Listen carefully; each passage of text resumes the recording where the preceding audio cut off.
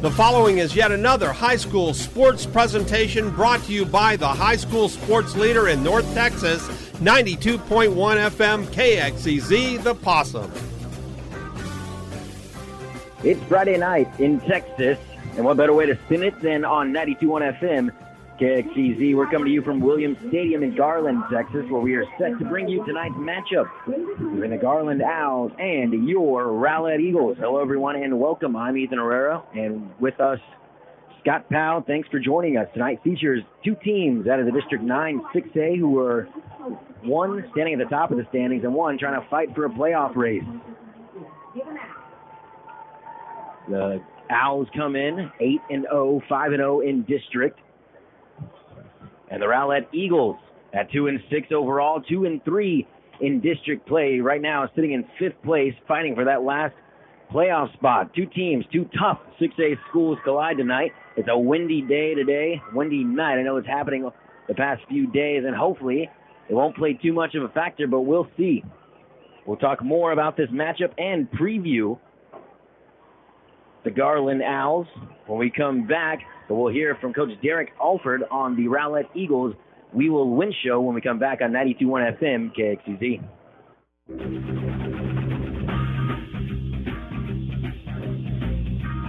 Welcome back to 92.1 FM KXEZ. This is the Rowlett Eagles We Will Win show presented by Certified Foundation as part of our countdown to kickoff. Here with the head coach of the Rowlett Eagles, of course, Derek Alford. And Coach, your team came up just a bit short last week against the Naaman Forest team that now sits second in the district. The defense played well in the first half, giving up 0 first-half points and creating 6 turnovers all game long. But offensively, you just couldn't capitalize. What was the struggle specifically for that side of the ball? There's a lot of things. Obviously, it's hard to sit for 7 weeks and then come in and play quarterback. So Harris wasn't as sharp as he would like to be. Nobody felt better about it, worse about it than him after the game. And, that's why we really like him, because he took ownership in his part of it, even though obviously we had a lot of other things offensively that we did wrong that didn't have anything to do with him. But he knows he can play better. He will play better. And we just got to get more consistent offensively. Well, speaking of that offense, you went very pass-heavy, throwing the ball 50-plus times to only 20 rushes. And like you just mentioned, Harris Boyd back under center, and he's coming back from that injury. But that pass-heavy offense, was that a product of the game plan against Naaman Forest or in that certain matchup, or is that what the offense is designed to look like with Boyd at the helm? Yes and no.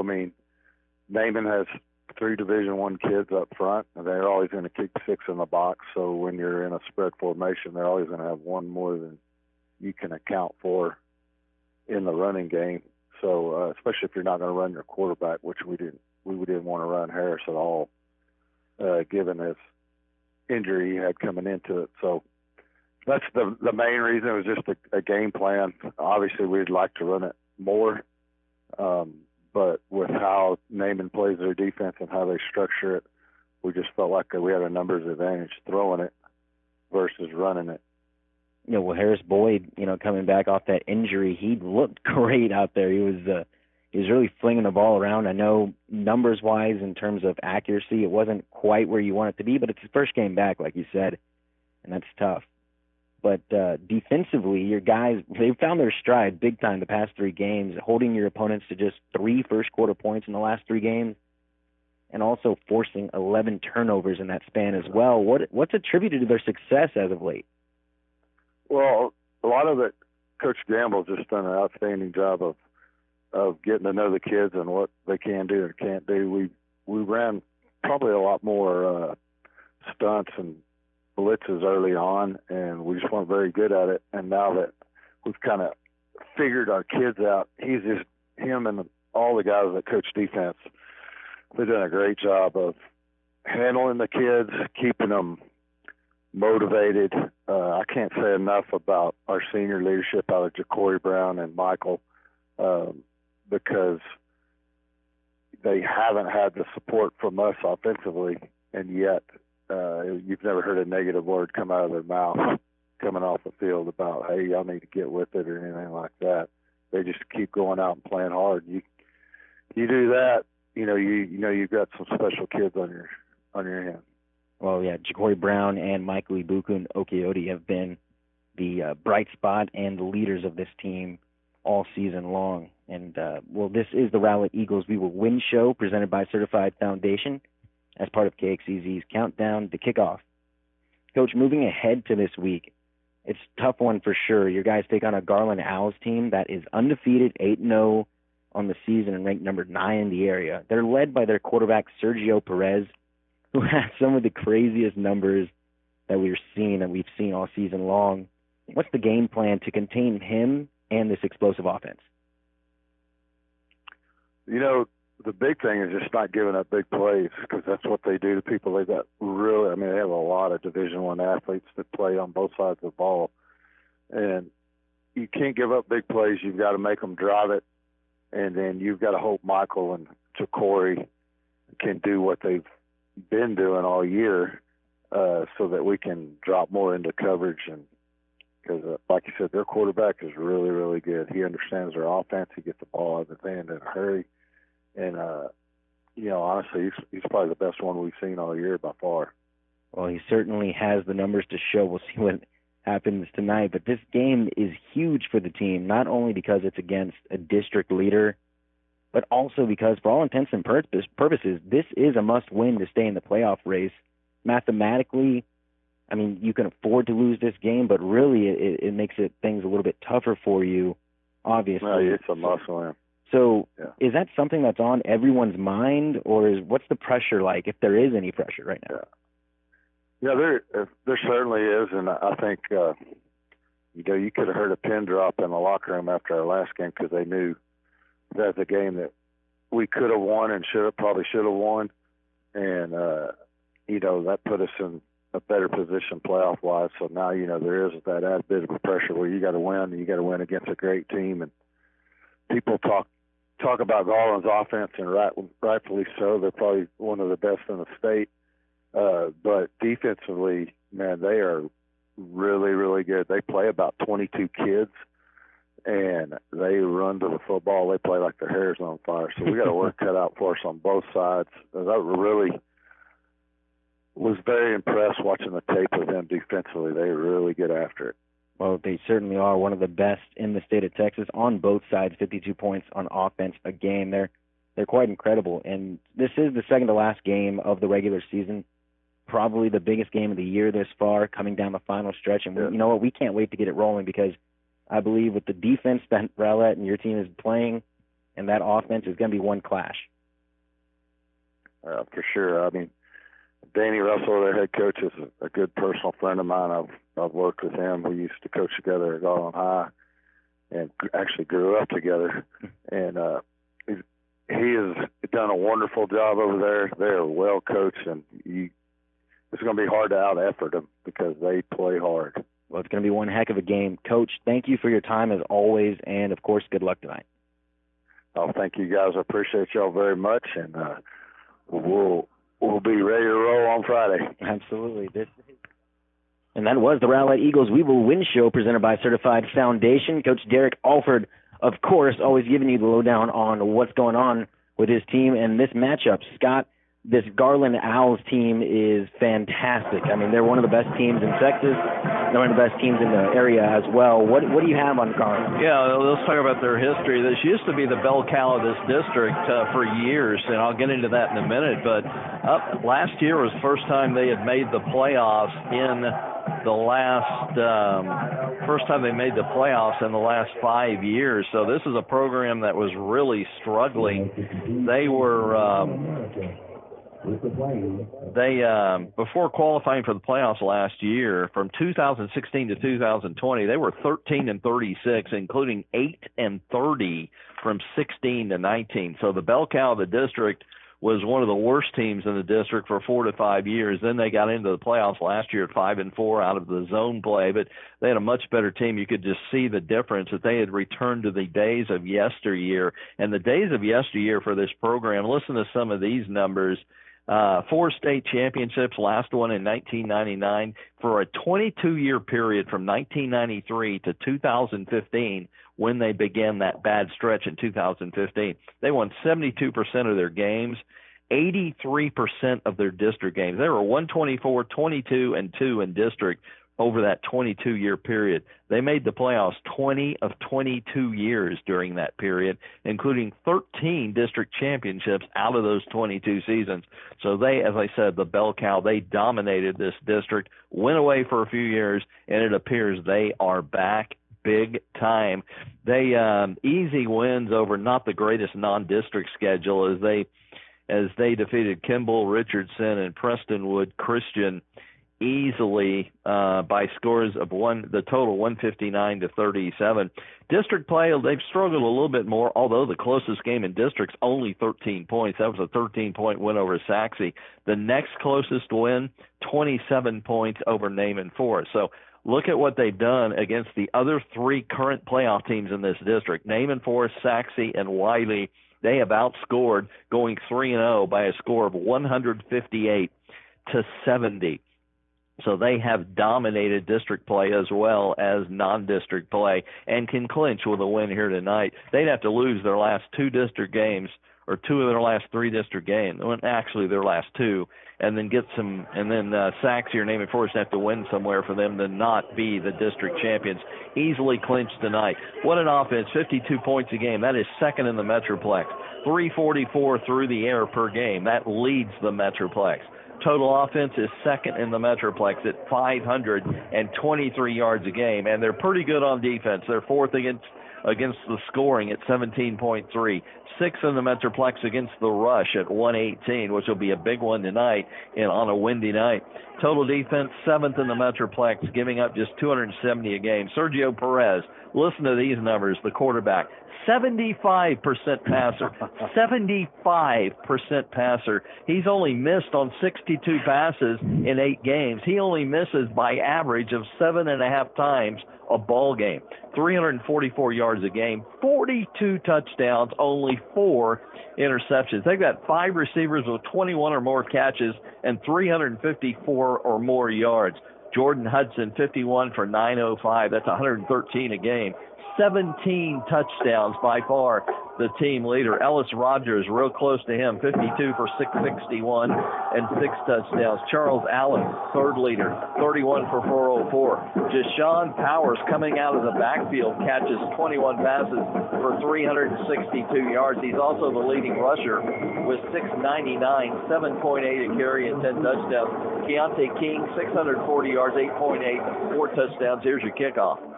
Kickoff out to the 40-yard line by Jack Hager.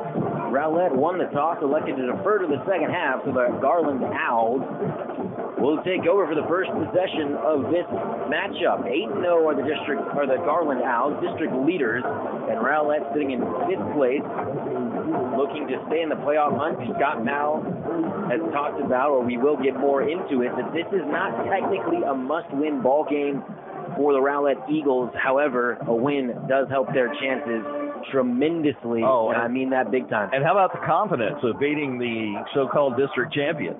The confidence alone. Sergio Perez in the shotgun from the right hash mark. First play from scrimmage underway from Williams Stadium. Man in motion. That's Allen left to right. Flip out to the right side. He's got some space at the 40. Pushes forward, still on his feet and down, shy of the midfield mark at the 47-yard line. The series between these two teams I wasn't able to get to. It's 9-8 over the last 17 years. It's that even. Garland with a 9-8 edge. Rowlett's won the last 6 meetings, a lot of close games. Before that, Garland dominated the series. Perez out to the left side on a 2nd and 5, out to Allen again in the flat, but a low throw, an incomplete pass to start the game for Sergio Perez, who is a magnificent quarterback. Listen to these numbers. 4 of the last 6 meetings have been decided by 10 or less points, including 3 of those by 7 or less points. From 2004 to 2015, you know, the meat of this when both teams were really good. 9 of the last 12 games were decided by 11 points or less. And also these two teams average combined 50 points every time they meet. So the games are high scoring and the games are close. What else can you ask out of a series? Perez, swing pass out to the left side. The running back, incomplete. First 2 passes of the game for Sergio Perez, incomplete. And a nice defensive start for the Rowlett Eagles as it's 4th and 5. We'll see what Coach Danny Russell has to say about a 4th down try, maybe a punt. I know the offense is staying out there. Sergio Perez wearing that number 12 on his back and on his chest. Little surprised by this. If they do go for it, remember they could do a quick punt with the quarterback or whatever. They are into what wind there is, although the wind is let up considerably compared to the last 2 days. It's kind of a crossing wind, which makes it even more difficult for these quarterbacks to throw. But right now it's gusting over 20, mostly 10 to 15. Flags come in before the play. We'll see what the official says. Oh, illegal substitution. Legal substitution on the Garland Owls. That'll push them back. That's Tommy Little, the referee, the umpire Johnny Mumford, Carol Nelson, the line judge, Kevin Schmidt, the field judge, Andrew Shea, side judge Trey Vinzant, and the back judge is Tyrone Fort. It'll be Tommy Little that we'll hopefully hear from on the microphone today. 30 seconds off the clock, and now the clock is rolling. It's 0-0 here from Williams Stadium. 4th and 10 for the Garland Owls. And there looks like they might go for it, but like you mentioned, Scott, they do this quick kick, and indeed Sergio Perez gets this one away. High kick, hits down at the 34-yard line and takes a roll for Garland inside the 25 to the 24, and that is where Rowlett will pick up for their first possession of the game. A good possession on defense for the... Absolutely, a confidence builder against the first place undefeated state-ranked Garland Owls. Boy, that's got a really, and then decent field position because they had to punt it into the wind starting at the 24. They could be much deeper than that. Don't forget, you can get us here. If you can't get us at 92.1, you can get us at TuneIn Radio or KXEZ.com. We do stream all the Rowlett games, so tell the out-of-town friends and family that you don't have to get us at 92.1 to hear us stream. In the shotgun is Harris Boyd, who missed most of the season. He came back last week after an injury against Plano in week 2 of the season. Hand up the middle, dancing around. It looks like it's Crow past the 30-yard line, pushes his way across the 35, and a nice gain on first down. We talked about it a little before, Scott, before we got on the air, that they might try to run the clock down, and the running game hasn't been as strong all year long. They only average 100 a game on the ground. I mean, that's minuscule in today's offenses. And, on a windy night against a great team, if you can establish the run, your chances are much better. Boyd, play action to Crow, fires in the flat and incomplete. It hit McGallion right in the hand, and Xander couldn't hold on to it. It'll be 2nd and 10 from the 38-yard line. One of the keys is to play good first and second down offense and make those third downs short. Unfortunately, they're going to need 6 in their own territory on their first third down play. 2nd and 10 from the 38-yard line. 10:40 on the clock in the first quarter. Trips to the left side. Harris Boyd in the shotgun on the right hash mark. Lone receiver to the right side is Corey Kirkling. Hand up the middle. Crow has some space past the 40. Bounces around, and now down after a gain of 5 on the play. He has looked great. I mean, Colton Yarborough, who has missed some time, he filled in nicely as Devontae Crow with another nice run. Yeah, good job. I mean, they ran it right the first time. Good hole, although he created most of it by bouncing it outside. This time they run it left through a big hole, and so far they're establishing the line of scrimmage very well. Boyd fakes the pitch out to Crow on the left side, now powers forward. A designed run from Harris Boyd, something we didn't see at all last game, and this time he gets the first down on the 3rd and 4. 10:06 on the clock and counting here in the first quarter, 0-0. It was a 3-and-out force by the Garland, force to the Garland Owls by the Rowlett Eagles. Even who would have thought we'd say this? The flags are almost pinned to the poles. I didn't think those days would ever return. And here he goes, Boyd in the shotgun, fires out to the left side, and knee on the ground was Trey Long, and a loss of 1 after that screen catch. That's a shame because there weren't a whole lot of defenders over there. He had one blocker over there, and to that short side, there was nobody home. That had a chance to go for some big yardage, but just slightly underthrown. He had to go down, and I don't even think he knew he was putting a knee down, or he probably wouldn't have done it. 9:30 and counting here in the first quarter, 2nd and 11 from the 48-yard line of Rowlett, trying to get into the territory of the Garland Owls. Trips to the right side. Left hash mark for Harris Boyd, rolling out to the right side. Here comes the pressure.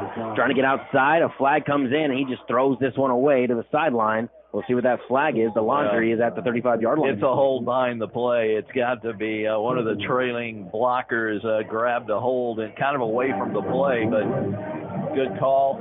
When I see it, it's got to be holding. And what do you do here? Do you decline the penalty and take a 3rd and 11, or do you make it 2nd and 21, and they're going to take the 10? Coach Danny Russell elects to take the 10 yards. It'll be 2nd and 21 on the play. Kind of a compliment to the Rowlett offense. They're moving the ball here, and I guess Danny Russell thinks, hey, we need some help. Let's get them behind the chains here, see how they react to that, because right now they're beating us up front.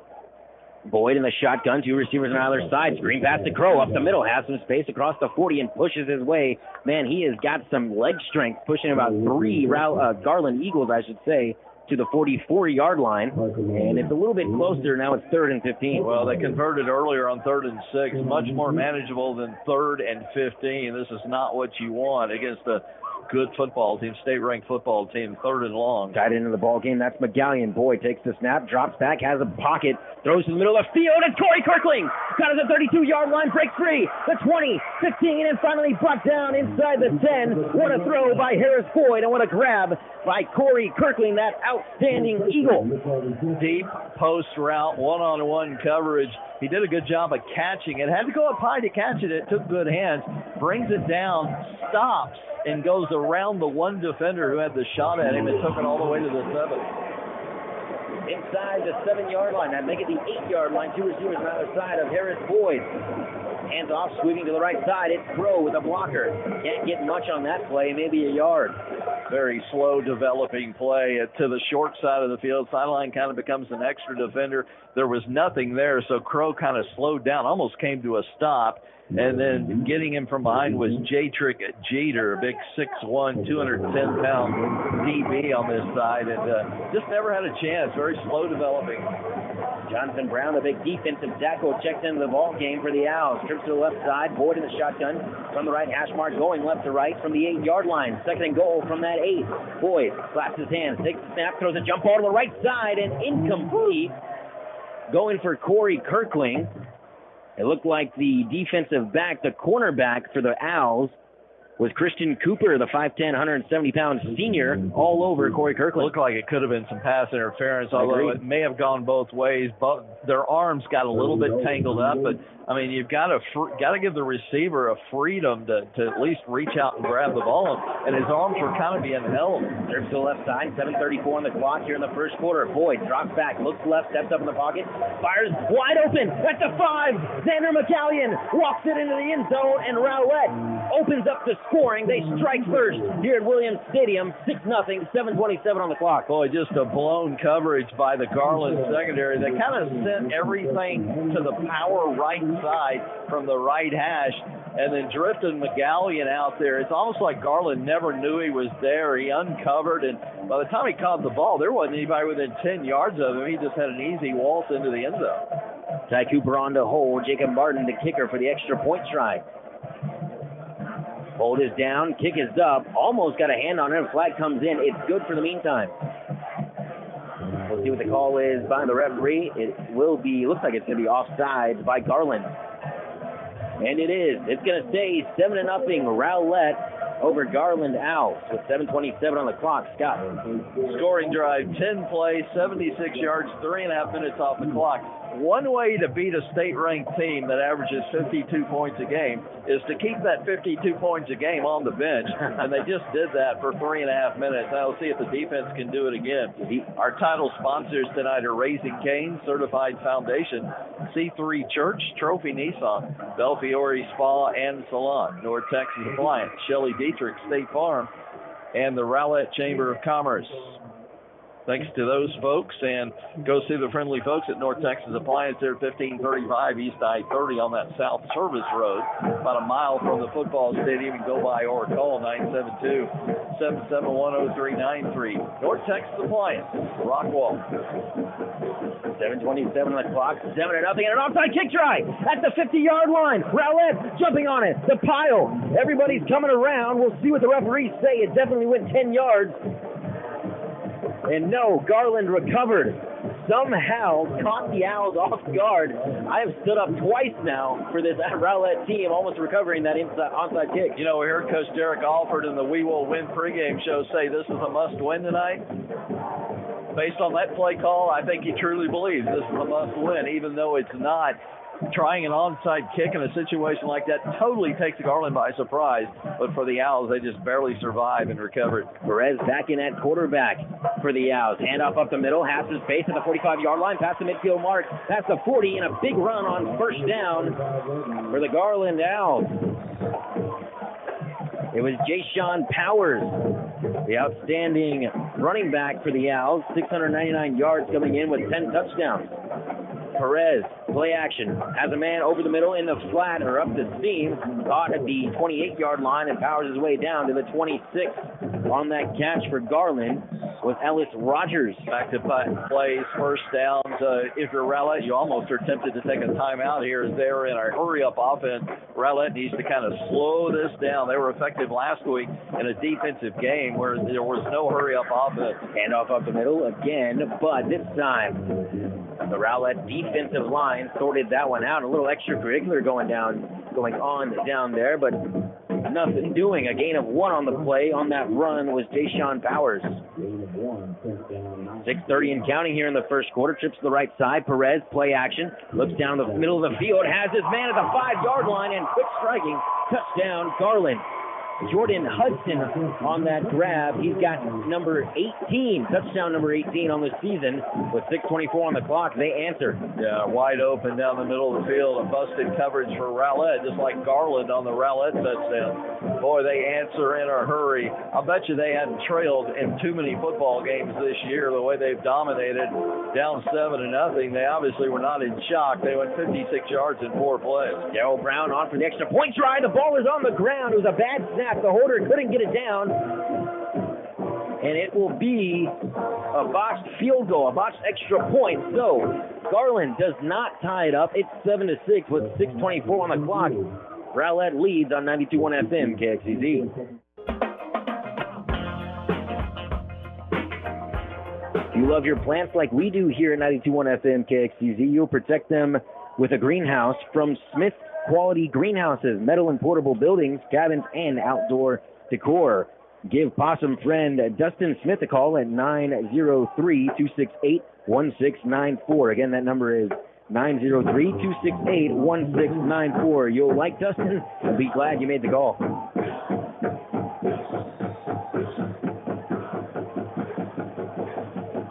.24 on the clock here in the first quarter. 7-6 to score. Rowlett over the district leading Garland Owls. The kick is away by Brown, fielded at the 15-yard line. And a fair catch will put the Rowlett Eagles at the 25. That was Colton Yarborough, who we didn't see last game. He caught that ball. Fair caught that ball. And we talked about it also. Colton had a great game week 1. He kind of sputtered out, but he's been used in the passing game out of the backfield. So be on the lookout for that, because this is his first game back. They do use their running backs as receivers quite a bit, so that's why it's real important he come back, as well as he was the leading rusher. Even though they don't run for much, he was the leader. As we've mentioned, Devontae Crow's done a great job filling in a few nice runs from Kingston Johnson, but Crow has really filled in nicely. Boyd trips to the right side, play action to Crow, and a bullet pass was picked off after tip at the 44-yard line. Rushing around, reversing field at the 30-yard line, and trying to get down and bring him down is Kingston Johnson. He's still on his feet. The man, Ellis Rogers. There's a flag down the field, and finally it's thrown down inside the 10. There is a flag at the 36-yard line. I'm not sure what it could be. Could be coming back. It might be an illegal block or something otherwise against Rowlett. Right after the interception was made, it was real early in the return, but I would expect an illegal block. And the field position, if that's true, is not going to be nearly as good for Garland at the final result of this. But let's see. I mean, this could be some kind of a penalty on the Eagles. And here comes your referee, Tommy Little. Boy, we're just not getting anything out of that mic on the referee tonight. You can hear it, but it's not very loud, and it is against Garland. This is a huge penalty. Look at the flip in the field position. They were going to start inside the Rowlett 20. they're going to start at their own 49 instead. Some of that hidden yardage in high school football statistics that'll never show up. With a big return inside the 10-yard line by Ellis Rogers, who caught that ball after a tip at the line of scrimmage. And now Sergio Perez and the Garland Owls will take over at the 48. Handoff up the middle by Powers, and Powers his way across the 50. Finally brought down at the 48-yard line of Rowlett. Good job by Curtis Johnson, defensive lineman. He will not get credit for the tackle, but he's the one that gummed up the works. He hit him down low and almost held on for the tackle before his teammates finished him off. 11 turnovers by 11 takeaways, I should say, by Rowlett in the last 3 games. We'll see if they can do a couple of magic plays right here for him. Handoff sweeping to the right side. A loss of 1 on the play. Down goes Powers, and it was that big man, Michael Ibukun Okeoti, running him down. Okeoti, really the powerhouse. He is the powerhouse of this defense. The SMU commit was the area player of the week on defense last week, or 2 weeks ago, I should say. And right now, he is a big part of if this Rowlett team can pull this one out. Not such a big third down play here. They need 8, but probably 4 down territory. They went for it in their own territory earlier. Perez drops back, fires this one. Again, wide open at the 35-yard line and brought down at the 32. Making that catch was Charles Allen. Perez just dissecting this defense. Yeah, it's all right down the middle of the field, just crossing routes deep down the middle. Nobody home, no safety home, although they were a little closer this time, but they're going to have to clean that up. They're burning them right down the middle. First down, Garland. It'll be 1st and 10 from the 31-yard line. Perez, draw, running back draw. It's Powers who gets maybe a yard on the play. He does to the 30-yard line. 2nd and 9. Yeah, I'm not sure it was a draw, but it was so slowly developing that it appeared to be a draw. It might have been, but yeah, not a quick hitter. Their most success has come on quick hitting runners. Perez drops back, looks to the right side. Flag comes up, throws down the sideline, and incomplete. In and out of the hands of a defensive back for Rowlett, Emmanuel Evans, but there's a flag at the 9-yard line. It's either going to be holding or pass interference on Rowlett. Just depends. I think the flag was thrown while the ball was in the air, so that would mean interference. Well, there's 2 penalties now. Offside's the first one against Rowlett. It's only going to get worse from there. Interference against Rowlett. So Garland will take the big one. It'll also be an automatic first down. Garland moving the ball, whether it be on the run with some passes or by penalty here in the first quarter with 4:16 here in the first quarter to go. 7-6 Rowlett over the district leading number 9 ranked area team, Garland Owls. Some of our other sponsors tonight: Lakeview Car Wash, Golden Rule Auto Care, and the Rowlett Eagle Booster Club. Thanks to them. Perez in the shotgun, handoff up the middle to Powers. He goes through past the line of scrimmage and gains a couple on the play to the 13-yard line with 4:09 on the clock here in the first quarter. Rowlett's defense is going to be the key right here. They've played, I don't think any other team in the district has played as good a defense, especially in the first half, than Rowlett has played the past couple weeks. When they've been successful tonight, it's been on 1st and 2nd down. Perez moving to the left side, bootleg, naked bootleg. Here comes the pressure, fires to the corner of the end zone, and incomplete. It was Michael Ibukun Okeoti chasing down Sergio Perez, and really forced him to make a bad pass to the back of the end zone. But Perez able to buy time by rolling the pocket outside, basically running away from Okeoti, but he needed the time because he had a crossing receiver in the back of the end zone. He couldn't get enough on it, throwing it into the wind, into the back of the end zone, but you've got to get to him earlier. Shotgun pass for Perez, throws in the back of the end zone, caught, touchdown Garland.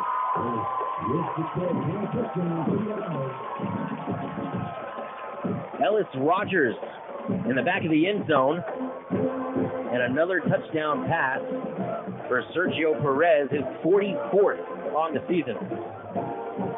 Again, where was it? Right down the middle, back of the end zone. Something's going wrong in that position of the field for Rowlett that they're going to have to clean up. Extra point try for the Garland Owls. It's Brown.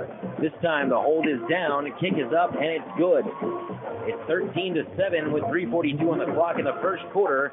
Garland takes the lead. Rowlett's going to try to answer when we come back on 92.1 FM KXEZ.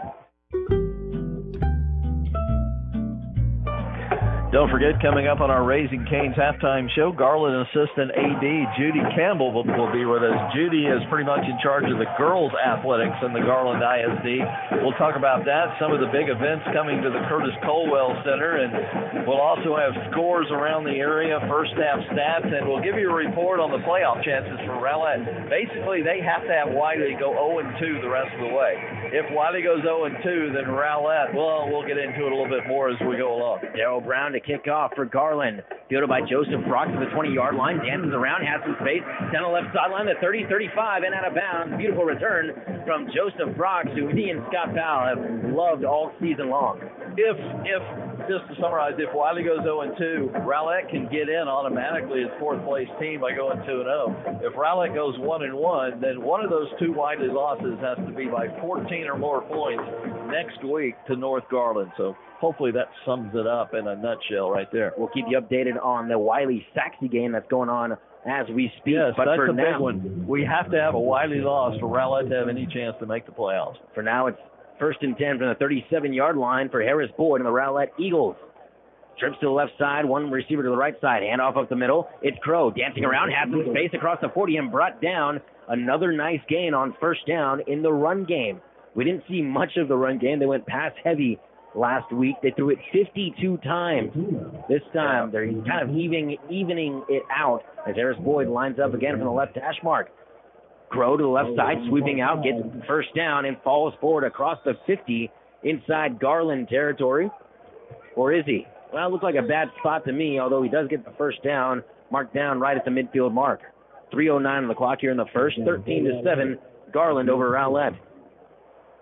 Two receivers on either side of the formation. Harris Boyd, wearing that 13 on his back, stands with Crow to the left of him.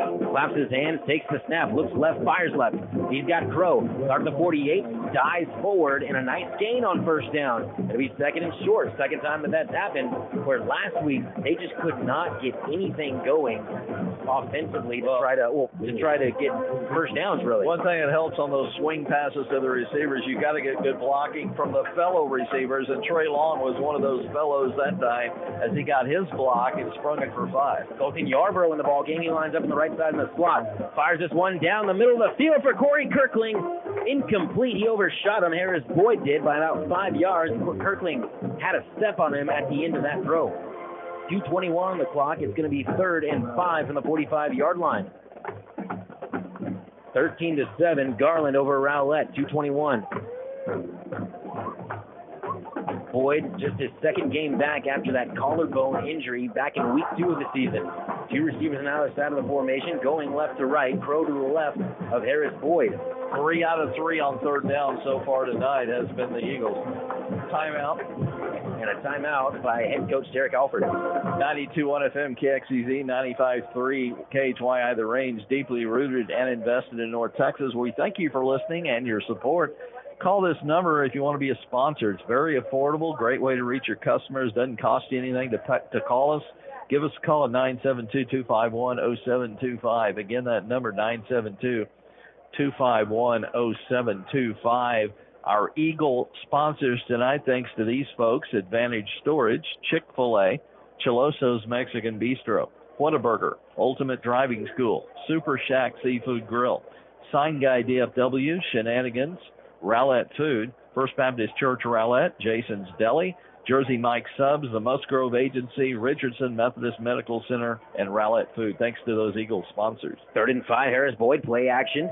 Rolling out to the right side, plenty of time for Boyd, looking down the field, fires this one into traffic and picked off at the 25-yard line down the sideline. Chase Biddle still on his feet inside Rowlett territory, open space, 30, 25, and brought down from behind by Trey Long. No flags. Second interception on the second straight possession for Rowlett. Harris Boyd had kind of a beat, or it was Xander McGallion, I should say, had kind of a beat. And Harris Boyd underthrew the ball into traffic and picked off. While running away and running for his life and falling out of bounds, it was an ill-advised pass. Throwing it into triple coverage, off balance, on the sideline. It was just not a smart pass, trying to make something happen, and he's probably hearing that on the sideline right now. This time, the Garland Owls interception stays where it was returned, and a great return to the 18-yard line. Perez drops back. Gets rushed out of the pocket to the right side. Looks like there was a hole. No flag. Perez on the ground. Gets to the 13-yard line. Honestly, that was a great run by Perez, and I say that because he doesn't have much passing or rushing. All but 10 of their rushing yards on the season are by their top 2 running backs, so the quarterback never runs with the football. All but 10 of their rushing yards and 14 of their 17 rushing touchdowns. Perez throws out to the left side in the flat, caught and hit hard at the 15-yard line. Charles Allen made the reception, and delivering the hit for the Rowlett Eagles was Jabril Betts. And there's a flag down in the backfield at the 24-yard line. Boy, he got a very generous spot on that carry. There is no way he got forward progress to the 13-yard line, and the penalties against Rowlett, unfortunately. Roughing the passer on Rowlett, so that spot, ultimately doesn't matter all that much as they get inside the 10-yard line to the 6. Perez coming into this game had -2 rushing yards on the season. That's almost impossible over 8 games. Think about it. Exactly. Because he hadn't been sacked that much. They have a really good offense. Perez fires a jump ball to the right side and caught. Touchdown. Jordan Hudson. Boy, this Hudson with sorry, go ahead. No, you go ahead. Hudson with touchdown number 19 on the season, his second of the game. He's for real, isn't he? Fantastic. Over Tajay Labrera. 19th touchdown of the year for Hudson receiving. Wow. Another touchdown, another 6 on the board, pending this extra point try from Darryl Brown. This one up and good. It's 20-7 with 1:17 on the clock here in the first quarter. Well, these guys can put up points in a hurry, can't they? And you can't give them short fields, which Rowlett just did. Not only did they throw the interception, they allowed an extremely long return of about 57-yard return there. So they've just got to do a better job. Boyd's got to be a little bit more of a bus driver and not do what he did on the last possession when you're playing the district leaders and state-ranked team. Rowlett Chamber of Commerce, their strength in numbers, joined the Rowlett Chamber today and save this date for the Audie Murphy Festival in Farmersville. It's coming November 12th and the 13th. So don't forget about that Audie Murphy Festival. 1:17 on the clock here in the first quarter. The Garland Owls, the district leading the number 9 ranked team in North Texas. A 13-point lead over Rowlett. Don't forget we're your Metroplex home for the Texas Aggies football and men's basketball. Aggies are off this week, so go back to play on November the 6th, Saturday, when they take on Auburn. Time has not been determined, as they don't determine it this early, but you can hear the Aggies right here on KXEZ. Brock's got this one at the 4-yard line, 24-yard line, I should say. Dancing around, juking, and finally brought down to give him forward progress to the 30-yard line. We'll see Harris Boyd back out there leading the Rowlett Eagles offense. 32 interceptions in this game. Sorry, Ethan. What Rowlett needs badly now is to get their defense a little bit of rest and put together a drive here. They really haven't had the ball much here about the second half of the first quarter. They need to just develop a little bit. They came out running the ball very well. I'd like to see a return to that, at least on first down. Tied into the ball game on the left side. That's Xander McGallion from the left hash mark and the 30-yard line. Sweep out to the left side. Crow has some space. Past the 30, past the 35. And, Devontae Crow on first down has been explosive all game long so far, powering his way for another first down. Just a slant run over left tackle around the end toward the short side of the field. They've been successful running left mostly tonight, especially to the short side, and that's just overpowering the other side. 1:03 on the clock here in the first quarter. Moving quickly are the Eagles. This might be the best we've seen this running game all year long. They only average 100 a game. They've almost got 100 here in the first half. Crow again, left side, 40-yard line, 45, and another nice gain on first down of 5 yards. It'll be 2nd and 5. Devontae Crow ripping apart this defense. By the tone in your voice, you almost sound surprised. I do. We are surprised. They almost have their season average in one quarter here running the ball. 2 receivers to the right side. It's Kingston Johnson in at the slot. Xander McGallion, the tight end, on the right side of the formation. Now going the right side. Devontae Crow bouncing around, gets to the 49-yard line. It'll be 3rd and 2 from that 49. They need the other 49 in Garland territory for a first down. 20 seconds here in the first quarter, you might see Rowlett just let this one tick. Very manageable, 2 yards on third here. They're 3 out of 4 on third down. But, yeah, let's see if they just, they're going to walk off and let the final 10 seconds tick off. The Garland Owls 20, Rowlett Eagles 7. As we're headed to the second quarter here from Williams Stadium. We'll get you right back here in a sec on 92.1 FM KXEZ.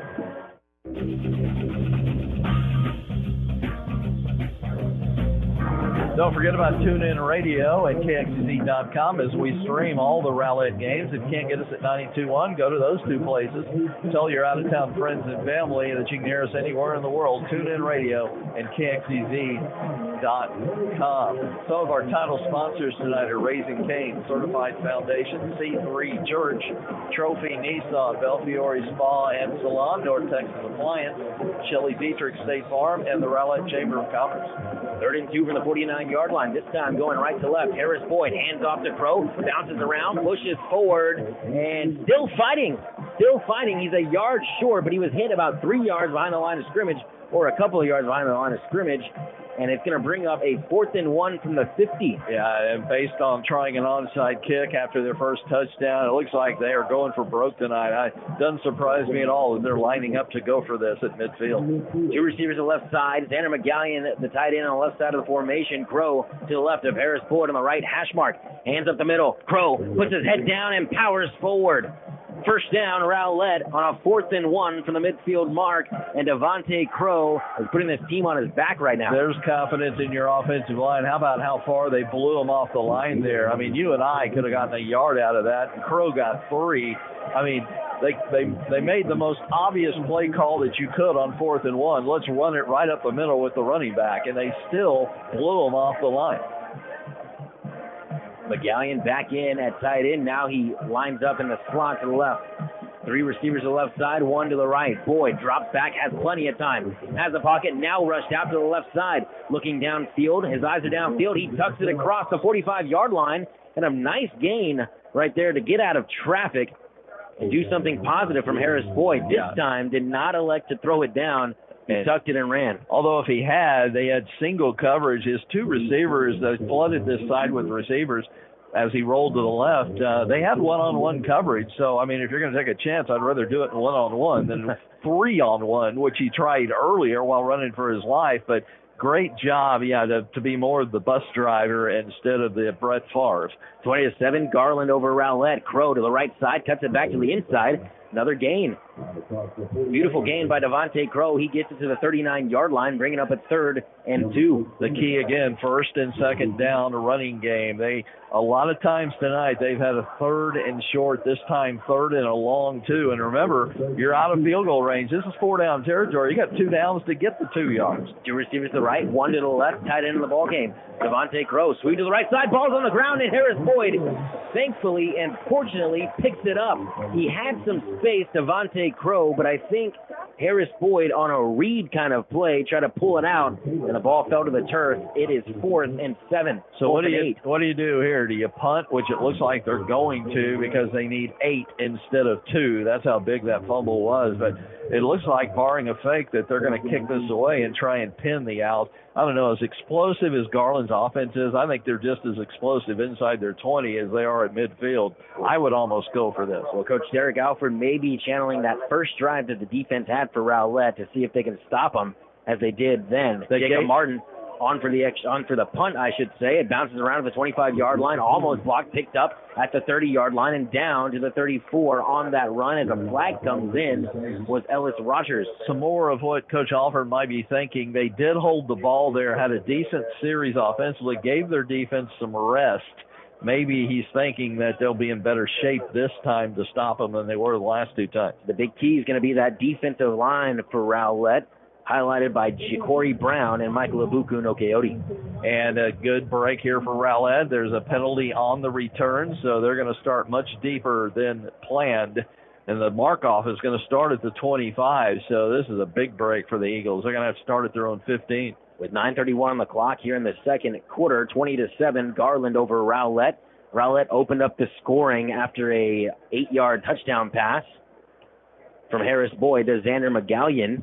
And then the quick-scoring Owls did what they do best, put up 20 points quickly. 9:31 on the clock from the 15. 1st and 10 going left to right. The Owls wearing their gray jerseys and black pants. Sends a man in motion, does Perez. Swing pass out to the left side and hit behind the line of scrimmage, but keeps moving forward and still on his feet down to the first down marker. Yeah, one problem Rowlett's having tonight, they're not tackling very well. Now, yeah, Garland's got a lot of speed and elusiveness among their skill positions, but good example right there. They fought off the blocks, should have made the tackle just a couple of yards downfield. He just kept fighting, keeping his legs moving. They've got to do a better job tackling. That was Demarion Wigginton, the 5'9 senior. Perez drops back. Here comes the pressure. Ja'Cory Brown sacks him, takes him down by the ankles, down to the 11-yard line. A big-time play by Ja'Cory Brown. Yeah, that's a 13-yard loss. Not just a sack, but a huge loss. And now they're pinned deep. Now they may have to get real conservative and run the ball. So this is exactly what Rowlett needs. In at running back for the Owls is Keontae King. Trips to the right side, tied into the ball game. King to the right of Perez. Rolling out to the right. Throws into the flat, caught to the 15-yard line, and knocked out of bounds. A good open field tackle by Donovan Moore. On that catch for the Owls was Ellis Rogers. So they got to punt this away, I would think. Or is it fourth down? It's third down. It's third down, okay.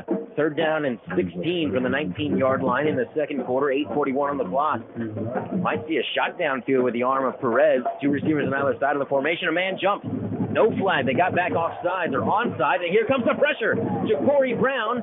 But they flip the ball out to the right side, and a completed pass to King will get them back to the original line of scrimmage. It looked like Ja'Cory Brown had him wrapped up. There is a flag at the 26-yard line. Well, there was a penalty marker thrown. You just missed it on the very far side of the field by the head lineman. This should be offside, and it is against Rowlett. So they came up short of the first down on that play, so I expect Garland to take the 5 yards, which they are, and get another try on third down, and it's going to leave 3rd and 11 at the 24. Well, that penalty happens. It would have been fourth and quite medium range for the Owls, but that penalty happens, and it's still 3rd and 11. A big sack earlier in the drive by Ja'Cory Brown. That's his doing. 8:23 on the clock, 20-7. Garland Owls over the Rowlett Eagles. Perez changing the play at the line of scrimmage. Two receivers on either side of the formation. Whistles come in before the ball is snapped. They have a timeout taken by Rowlett. And they do. They discharge their second timeout of the half with 8:13 on the clock. North Texas Appliance, good place to shop for your appliances. They're at I-30 in Rockwall. Famous brands like Whirlpool, KitchenAid, Maytag, General Electric, Monogram, and many others. First quality appliance also come at good prices at North Texas Appliance in Rockwall. Don't forget about our Raising Cane's halftime show. Garland assistant AD Judy Campbell will be with us. We'll talk girls athletics, as that's what she's in charge of, including Williams Stadium, part of her job title. And we'll also talk about COVID and things like that with Judy. We'll also have scores from around the area, first half stats, and I'll give you a report on Rowlett's playoff chances, which are pretty detailed coming into this one. Again, they need Wiley to lose their final two games, including lose to Saxe tonight. Right now, Saxe and Wiley are scoreless in the second quarter. A little bit of a surprise there. Saxe's got to be a pretty heavy favorite. Anyway, they need 2 losses from Wiley. And then if they go 2-0, they're automatically in. That would include a win tonight. But they could go 1-1, lose tonight, and still get in next week. More on that as we go along. 3rd and 11 from the 24-yard line. Perez has a pocket. Now it breaks down. Perez tucks it and runs. Has some space across the 30. Here comes the tackle at the 33-yard line, short of the first down mark. But it's going to be 4th and 2. And a nice play by Sergio Perez, who gets up a little bit slow and limping a bit, but he looks to be shaking it off all right. And that time, Sergio Perez, the second time we've seen him run, he came into this ball game with -2 yards on the season. And for a quarterback of his stature, throwing 42 touchdown passes to only 4 interceptions at close to 3,000 yards, that is an astounding stat. They're going to go for this on 4th and 2? 4th and 2 from the shotgun at their 33. At their own 33, ladies and gentlemen. But remember, they've already quick kicked with Perez, and I think that's what they're going to do. Perez, snap pass out to the right side. He's got it at the 32-yard line and got the first down past the 35. And out of bounds on that catch and run was Jordan Hudson. that old reliable, but there is a flag down at the 38-yard line, making the 28. Could be an illegal block, could be an illegal tackle. We'll see. Perez is down there shaking his head, but he looks a little bit banged up. Holding against Garland, another huge penalty, huge break for the Rowlett defense. Seems like every big penalty's gone against Garland tonight. Huge play. Take away the first down, they're going to punt, aren't they? Perez is limping, and it looks like, Scott, it looks like his left leg is a little sideways coming off the field. Yeah, and he is carrying that leg. He's not stepping on that leg. He's carrying it to the sideline. Let's keep an eye on that and see what they do to him over here. Scott Hall, the longtime Garland trainer. And we definitely hope that everything's all right with Sergio Perez. Scott Smith, by the way, not Scott Hall. Scott Smith, they are in punt formation. What a huge penalty that was. 4th and 12 now instead of 4th and 2 from 7:21 on the clock here in the second. Slow snap, but the punt gets away. Joseph Brock gets under it, fields it at the 41-yard line, and takes it to the right side, makes a man miss, and then finally wrapped up at a 45. He went long ways and went down, and that is where Harris Boyd and the Rowlett offense will take over. What a break for Rowlett. Only a 23-yard punt with the wind, although it's light right now. It's a little gusty, but mostly a light wind. So we talked about how instead of going for it on that 4th down play, last possession for Rowlett, they punted it away. It turned out to be a good decision by Coach Derek Alford as the defense held up, and it's still 20-7 with 7:08 on the clock in the second. Yeah, but lots of penalties have helped the Rowlett defense, taking away big plays from Garland, or this could be worse than 20-7. We'll see if they can capitalize right now from the middle of the field. Harris Boyd in the shotgun. Devontae Crowe has been outstanding to the left of him. They hand off to him, bounces around, and for the first time tonight, it seems like Devontae Crowe loses yards on the play and gets nowhere. It's going to be 2nd and 12 from the 43-yard line. Well, case in point, you need to start throwing it a little bit on first down. They're going to start figuring out those first down runs after a while. Trips to the right side, nobody on the left side of the formation. Xander McGallion, the tight end, Crowe to the right of Boyd. Snap pass out to the right side. That's Corey Kirkling, who trips over his own feet, and he's down to the line of scrimmage. Well, he wasn't going for much anyway, as he threw that to a flooded side of the field. 4 receivers, which also brought 4 defensive backs, and you've got to get 4 really good blocks to get yardage out of that, and he only got about a yard. A quick point, Rowlett is without who was their second leading receiver last week, James Okolo, who was the quarterback, with Harris Boyd being out all year long, but he did fantastic last week, but no dice today here in this one. 3rd and 11 from the 44-yard line. Harris Boyd drops back, looks down the middle of the field, has some time, now rushed out to the left, back to the right side. Circus play. Harris Boyd down the right sideline, throws it towards the middle of the field, and incomplete at the 30-yard line, intended for that fantastic receiver, Corey Kirkling, but there is a flag on the deep side, the far side of the field where Boyd let that ball go. This could be some kind of a late hit on Boyd. Let's see, but it's got that written all over it, because what else could it be? The flag was thrown so late that this might be roughing the passer or some kind of illegal hit. Personal foul? Oh, it's against Rowlett.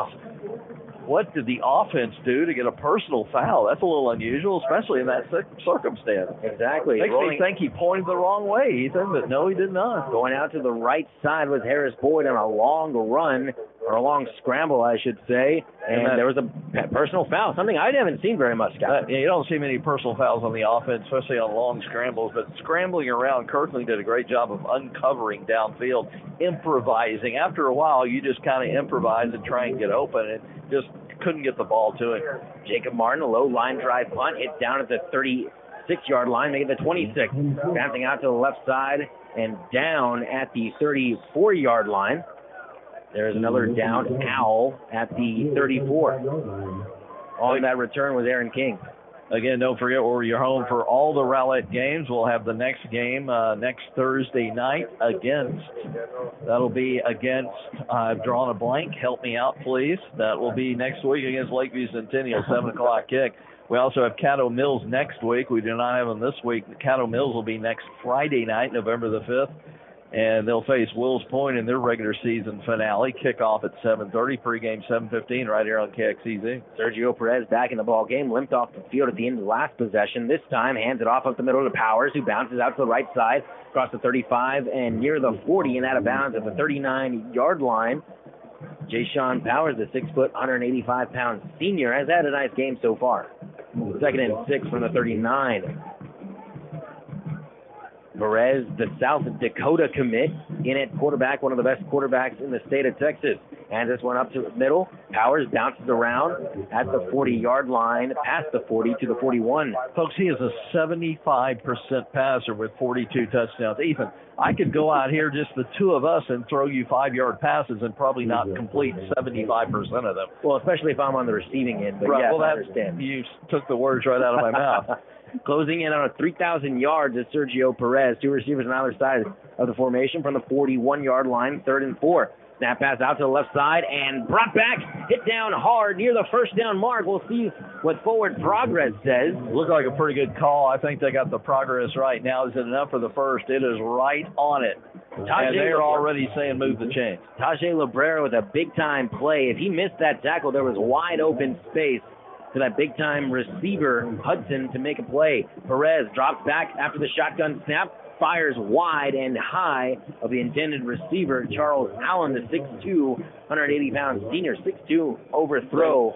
That's a strong arm. They got some tall receivers, big targets out there, but it wasn't big enough because he overthrew him. Just a simple stopper out 3 yards downfield. I mean, you and I can complete that pass. That's how easy it is, and the quarterback just kind of rushed it and overshot him. 2nd and 10 from the 45-yard line of Rowlett. Of Garland throws the slant and caught on the run was Allen. He missed him a play ago. This time hits him in stride.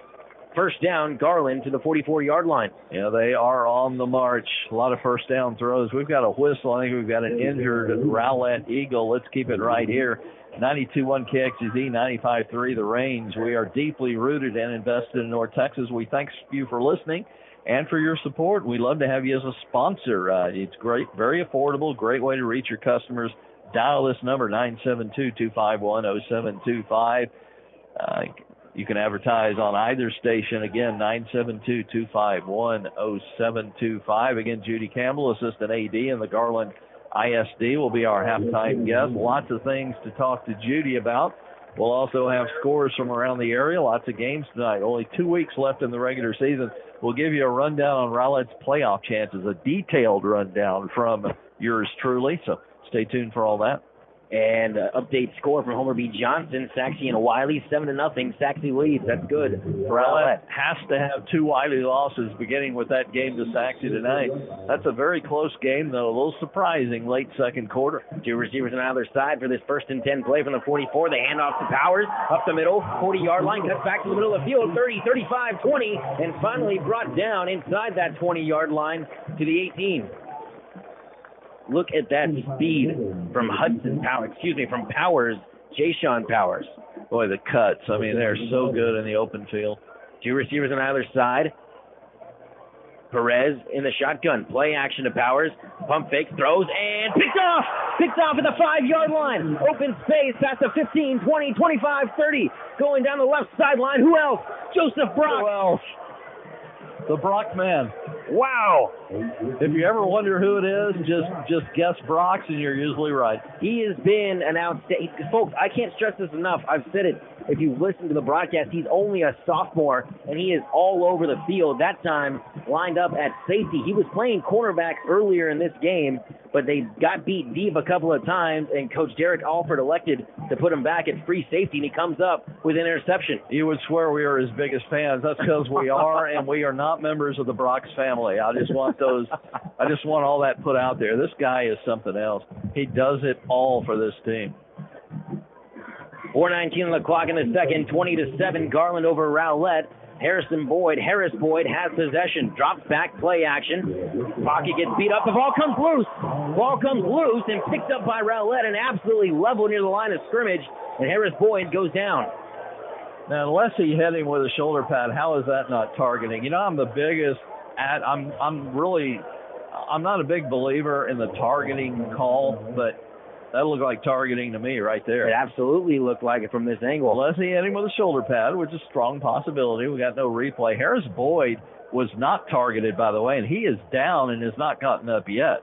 A couple of his players, Trey Long and his big center, Jamin Lamb, coming to check on him, but the trainers finally come out, and he's been sitting up this entire time with his head down. Looks like he might be holding a hand, but I can't see from this angle. 4:11 on the clock in the second, 20-7, Garland over Rowlett. Let's thank our Eagle sponsors tonight. Whataburger, Ultimate Driving School, Super Shack Seafood Grill, Sign Guy DFW, Advantage Storage, Chick-fil-A, Chiloso's Mexican Bistro, First Baptist Church of Rowlett, Jason's Deli, Shenanigans, Sign Guy DFW, Rowlett Food, Richardson Methodist Medical Center, a mouthful, the Musgrove Agency, Jersey Mike Subs. Speaking of a wonderful mouthful, Jason's Deli, great food there too. Those two of my favorite places. First Baptist Church of Rowlett. Thanks to each and every one of our Eagle sponsors. Folks, if you have a chance, tell them that you heard them on the broadcast. Tell them thanks for sponsoring. These are the folks that bring you Rowlett football on a weekly basis. Harris Boyd walking to the sideline under his own power. So it's not a leg injury. He's not limping, but he is holding that left arm. In at quarterback now is Andrew Ellison. Ellison now sporting that number 2 on the back and on the front of his jersey. 2 receivers stacked to the left side, 2 to the right side. To the left of him is Devontae Crow. Pass out to the left side, caught by Trey Long at the 35-yard line. Has some space across the 40, near the 45-yard line. They'll mark him out of bounds, short of there, and a flag comes in at the 40-yard line. In the area of holding, it looks like. 4 minutes and ticking here in the second quarter, 20-7, Garland over Rowlett. Let's give you a quick stat look here. Late second quarter, we'll have the first half stats final at halftime. First downs, 11 for Garland, 168 yards. Good job of that Rowlett defense. Only 168 yards allowed so far. 104 through the air, 64 on the ground, 4.9 per rush. 4 penalties, 40 yards against Garland, 1 turnover. Rowlett, 6 first downs, 128 yards, 67 through the air, 61 on the ground, 4 penalties, 37 yards, 2 turnovers. We'll have individuals here. Perez of Garland, 9 of 14 for 104. Powers rushing, 9 for 58. Top receiver Hudson, 2 for 31, but 2 touchdowns. Rogers, 1 for 30 and a touchdown. Rowlett individually in a moment. Turns to the right side, sweep out to the right side, and brought down hard on that run was Julius Inojos. Harris Boyd, 6 out of 12 for 67 and 2 interceptions. Devontae Crow getting it done, 4.8 a carry, 12 for 58 yards. Corey Kirkling, 2 for 49 receiving. Crow, 2 for 11. There are your highlight stats.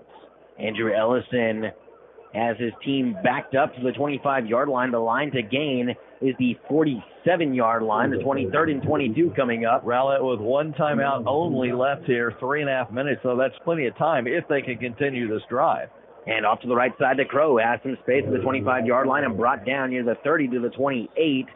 Another bad spot. It seems like the refs have given a little bit of bad spots to Rowlett. I'm not complaining too much, but it just seems like they're a little bit off, in my opinion, as Garland takes a timeout with 3:15 left. You know, third down conversions are a pretty good measurement of how you're doing offensively. They were 3 for their first 3 when they were driving the ball, running the ball well in the first quarter.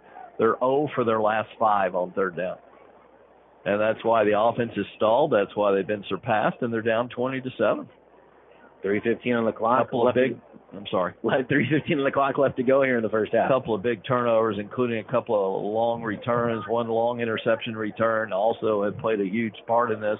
Rowlett's hung in there, though, kind of bending, and not breaking. They're lucky to only be down 20-7 and could use some more points here before the half. The punt unit's going to come on for the Rowlett Eagles. 4th and very long, 4th and 19 from the 28-yard line, 3:15 on the clock. Jacob Martin on to do the punting for Rowlett. Twin safety for Garland. Wind is light. Good time to punt, and it's not kicking up as they snap it. Punt out by Jacob Martin. Caught at the 46-yard line, dancing around across the 50 and brought down inside Rowlett territory near the 45-yard line. Not a good punt. Although into the wind, what wind there is only 25 yards. I expected more because the wind is almost gone, and they're just handing Garland excellent field position. The Owls have 3:03 and 2 timeouts left to expand on their 20-7 lead. Garland does lead 20-7 over Rowlett here from Williams Stadium in Garland. There was a penalty on the play. Over at HBJ, Saxe about to score with 13 seconds left on the half. They're at the They're at the Wiley 5-yard line, already leading 7-0. Rowlett has to have a Wiley loss in that game tonight to stay alive. A hold on the receiving team, which is Garland, pushes them back to the 36-yard line. How many times tonight have we seen big penalties on returns? Doubles wide receivers for Sergio Perez. Here comes the play, and incomplete, but there was nobody in the area. The Rowlett sideline wants a flag for intentional grounding, but none has come in. There was nobody around, and he was not out of the pocket. Sergio Perez rushed out by Ja'Cory Brown, but there is no flag on the field.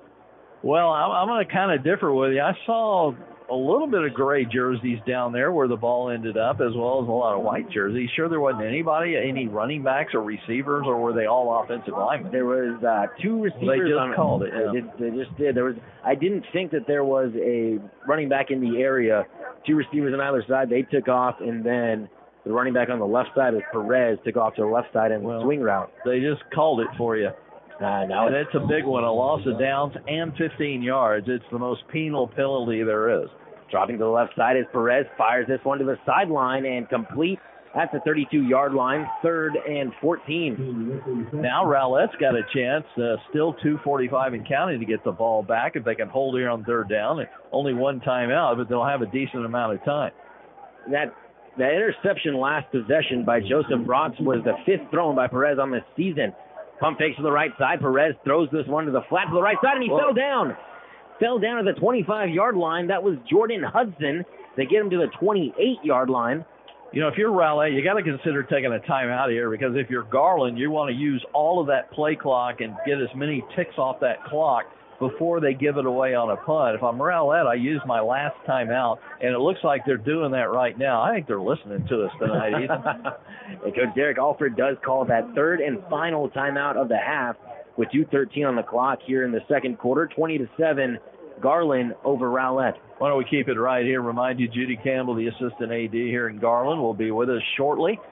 We'll talk all about girls athletics, which he's in charge of, as well as Williams Stadium, which he runs, and lots of things to talk about there. They had an interesting basketball season last year with COVID. We're going to discuss that with, basketball is just around the corner, and you've got something you want to read there. Well, if you love plants like we do here, me and Scott love plants just here love plants. On KXEZ. In fact, I brought one with me tonight. You'll protect them with a greenhouse from Smith's Quality Greenhouses, medical and portable buildings, cabins, and outdoor decor. Give Dustin Smith, a friend of KXEZ, a call at 903-268-1694. That's Smith's Quality Greenhouse. Why don't you give him a call and tell him we'll put a plant in our broadcast booth each week if he'll send over one. Absolutely. 2:13 on the clock. Punt unit comes out for Garland. The punt is away, and a booming kick. Wow. Brock's going to field it at the 35-yard line, reversing field to the right side, trying to go to the far side.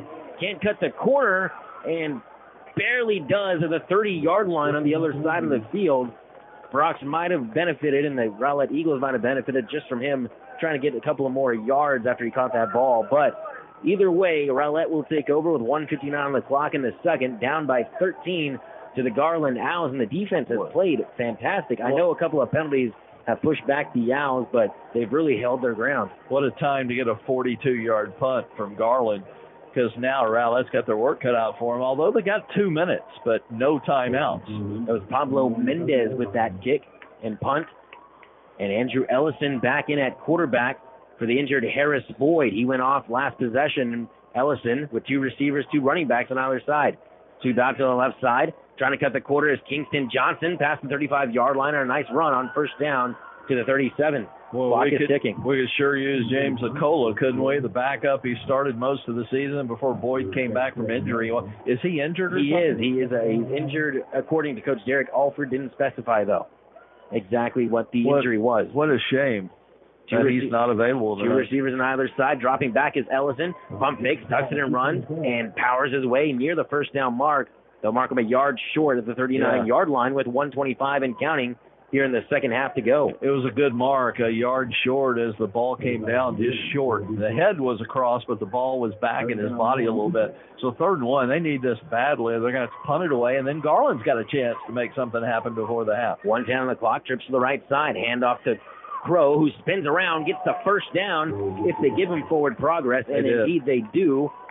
First down, Rowlett to the 41, and clock is ticking, approaching 1:04 on the clock. Good job by the line judge over here, Kevin Schmidt, as they marked it where the ball crossed. And, he got spun around, so it was kind of hard to tell. Great job by Schmidt to get it right. Allison takes the snap, drops out to the swing pass to the right side of Crow, and tripped up past the 40-yard line to the 42.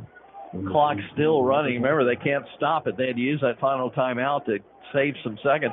Getting into hurry-up mode here, though, on 2nd and 9. Trips to the right side. Crow to the right of Ellison. 2 receivers to the left side. 2 receivers to the right side. Ellison fires this one to the right side. Caught by Corey Kirkling at the 40. Trying to get out of bounds, but this time breaks free across the 50-yard line. First down.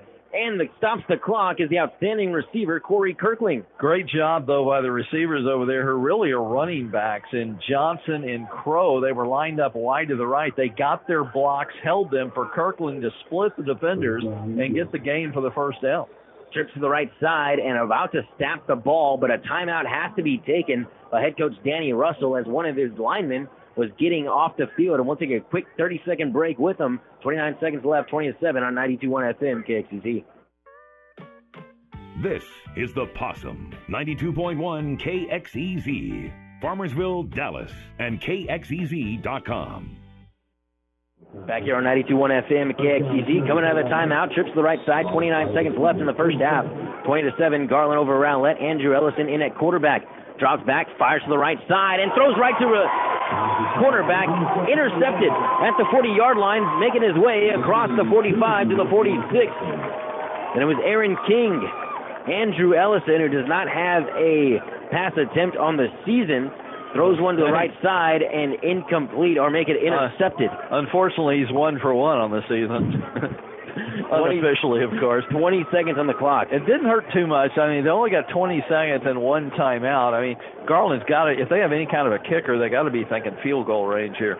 Absolutely. We don't have any kicking stats on them. They've missed several extra points this year, but we don't have any field goal stats. But, you got to get to the 33 of Rowlett just to make it a 50-yard attempt. The wind is at their back, whatever wind there is. Perez in the shotgun. He's going to try to throw for it. Does. At the 44-yard line. Caught and running across is Hudson. Across the 40, across the 35, and darts inside the 30. 25, 20, has some blockers. 15, passes it back on the lateral and out of bounds inside the 5. Clock is running with 4 seconds to go. A big play just getting out of bounds was Hudson. He actually passed that one to Hudson. It was Rogers on the catch. It's been happening all night. The open field tackling on those crossing routes by Rowlett has been horrendous. They just cannot make a tackle in the open field. 4 seconds left. 2 receivers on either side. Perez drops back, looks left, fires in the slant. Caught. Touchdown, Garland. Wow. And that might be your ball game, too. I mean, that is huge. That is absolutely huge. All the momentum in the world taken to the locker room now. They've just got to, I don't know what they can do at halftime to improve, but their open field tackling on those crossing routes, I mean, they've been running circles around those secondary players for Rowlett all night long, and it finally blew up in their face right there. Final play of the half ends in a touchdown. Now the extra point try. It was Aaron King on that reception, who also had the interception on the defensive side of the ball on Andrew Ellison. Good snap, good hold, good kick. 27-7. That's the halftime score from Williams Stadium. Rowlett trails Garland, the district leading Garland Owls. When we come back, we'll hear an interview from Scott Powell, and he'll tell you more about Rowlett's playoff chances in the playoff race in this district. 27-7, Garland over Rowlett on 92.1 FM KXEZ.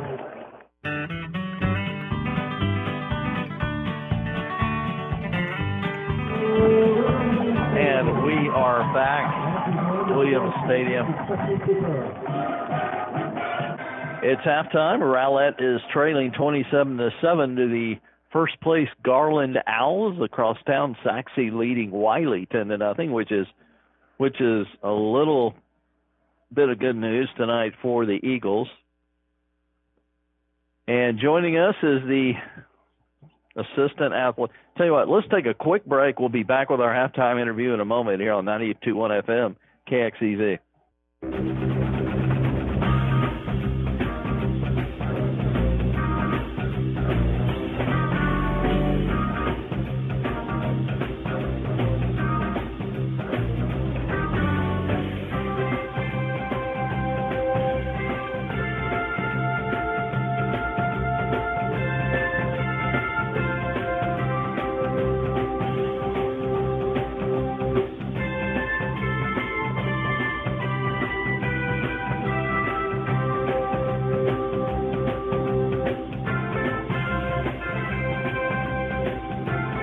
Little technical difficulties, but we are back at the half with the Rowlett trailing Garland 27-7.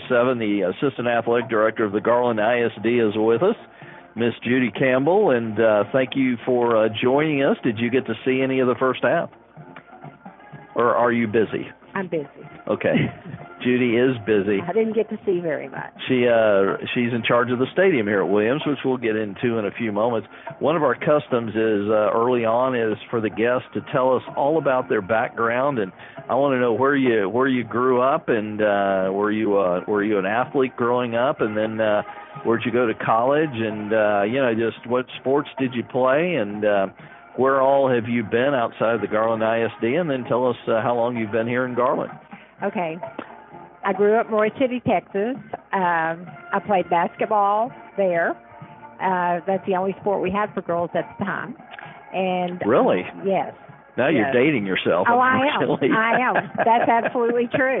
I got to be on a panel with a lot of old coaches this past coaching school because of that, because we were all older and we've been through a lot. But let me make sure I got this straight. You were at a school where they only had one sport. Yes, but in Garland, Texas at that time, they had no sports for girls. Wow. So that's where I'm going. So there was a time when there just weren't any girls' sports. Correct. I did not know that. In smaller schools, Gotcha. There were a lot of girls' sports. We were a Class A in Roy City. We had girls' basketball. We played, softball too, but we just played for fun. We didn't have a regular team. So then I went to East Texas State University, where they offered no girls' sports at all, but I did major in PE, came back home to Roy City, immediately got a job, started coaching in the middle school, then moved to the high school, just at one time coached all the girls' sports in the middle school and all the girls' sports in the high school. And let's go back a little bit. Did you play sports growing up? Yeah. Basketball. You said basketball that, didn't you? Okay. Yeah. I thought you played other sports. That's why I asked. There were no other There sports. were no other sports. Okay. The first volleyball game I ever saw, I coached in Roy City. That is the truth. So then there weren't very many coaches there at that time, women coaches. So as Homer Johnson can just so eloquently tell it, when the federal government made him have girls' sports, Title IX, he hired me from Roy City. I was really? the first girls' coach to be hired in Garland, and I've been here 45 years. What year? It worked out okay. 45 years ago. So what year was that? 1976. Goodness the gracious. The year Lakeview opened. I was at South Garland. I'm just shocked that what was the last year that there was only girls basketball at a lot of the smaller schools. What year was that? When I was in high school, is that what you're saying? Mm-hmm. In the 60s. I graduated in 60s. It's amazing. I was a little boy in the 60s. That's just hard to believe that there just weren't girls' sports back then. Wow. I was on that panel with Judy Conrad, and she was the former Texas women's basketball coach. I thought I was pretty famous there. Yeah, really famous. So she was the coach at Sam Houston State, and she revealed on this panel that to get on the girls' basketball team at Sam Houston State, you had to have a car, because they would not transport women on a bus. Only the guys got the buses. The girls had to go in a car.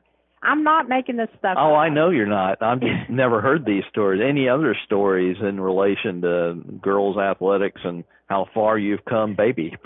Texas High School Coaches Association is really putting an emphasis on having women join that organization. And so I told them the first time my head coach in Roy City tried to enroll me in Texas High School Coaches Association, they wouldn't take me because they only took men. And I said I would be a member of that organization probably forever when I finally got to join. So Joe Martin loves that story. You have been here 45 years. Yes. And how times have changed just recently with the passing away of Homer Johnson, and the retirements of Cliff Odenwald, the executive AD, and Sam McElroy, one of the assistant ADs. You're kind of the dean of the ADs around here now, aren't you? I mean, you're all that's left from the originals. Yeah, I guess I am. I don't think of it that way. I know you don't. I just think of being a team player and enjoying what I do. Well, just talk about how much those guys are going to be missed. Those guys, well, Homer, of course, there's nobody like Homer. Homer's going to be missed forever and going to be known forever. Cliff and I opened Naaman Forest in 1988. So Cliff and I were very close in coaching, friendship, and we'll always be that way. That's the thing about coaching. You form relationships that you never, ever... And it's like a big fraternity in a way, isn't it? Yes, it's like a big fraternity. So, yeah, Cliff and Sam are both missed, but I've got two great guys that I'm working with now, and I'm enjoying both of them. Both Mike Williams from El Paso. We had him on last week. He and I bonded immediately.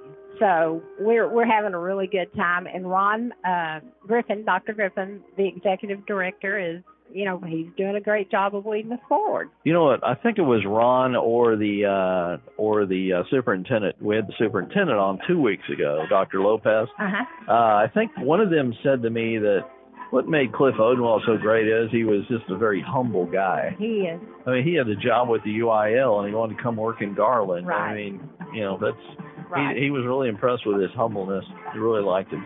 We all love Cliff. Everybody likes Cliff. Well, things have changed. Do you find some of the new guys coming to you for questions and answers now that you're the dean here? Yeah, every day, all day.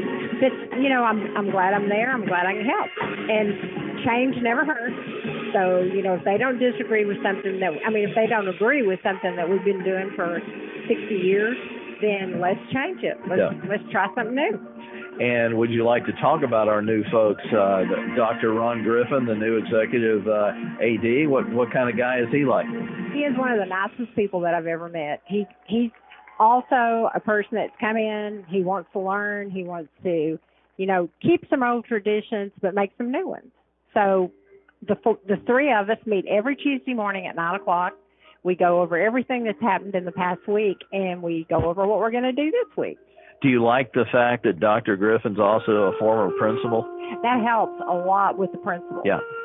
He knows those people. He knows how to deal with them. And I'm not going to say court them for things we need or want, but he's really good at doing that with the principals because he already has a relationship. He knows with what them. Makes them tick, right? Correct. And then Mike Williams, best way to describe him, in my opinion, would be good old boy. Would you agree with that? Yes, absolutely, and honest. Mike is one of the most honest people that I have ever known.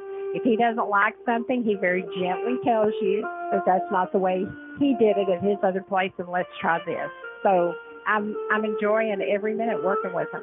We're at halftime. This is Judy Campbell, Assistant Athletic Director here in the Garland ISD on the Raising Cane's halftime show. Rowlett trailing 27-7 to Garland. Let's move on to some other subjects.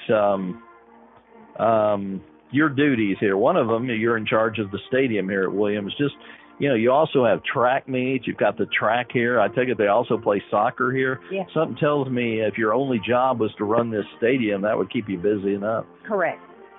It would. But my administrative assistant, Tasha Johnson, she works a lot of those sports and relieves me of those duties.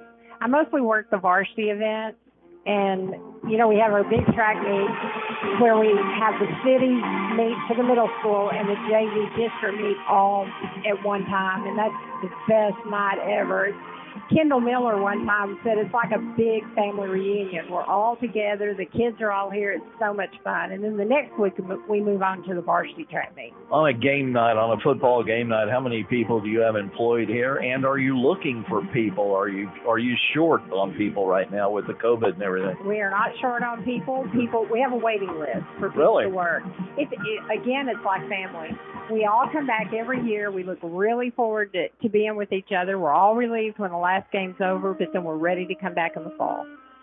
Waiting list. Even I couldn't get a job here. Wow. Well, Scott, you're special. You might be able to land one. I've known you a long time. One of your other jobs, you're in charge of girls athletics for the most part in the district. Let's talk about basketball last year. Was that the one sport that was, football was hit pretty hard, but for girls sports, I don't know about the volleyball, but y'all were hit pretty hard by COVID. Just what all were y'all going through last year? I was rescheduling games every single day. Every day? Every day. And the deal is... And you're talking district games. I'm talking about district games. You have to make them up, and you have to make them up in order.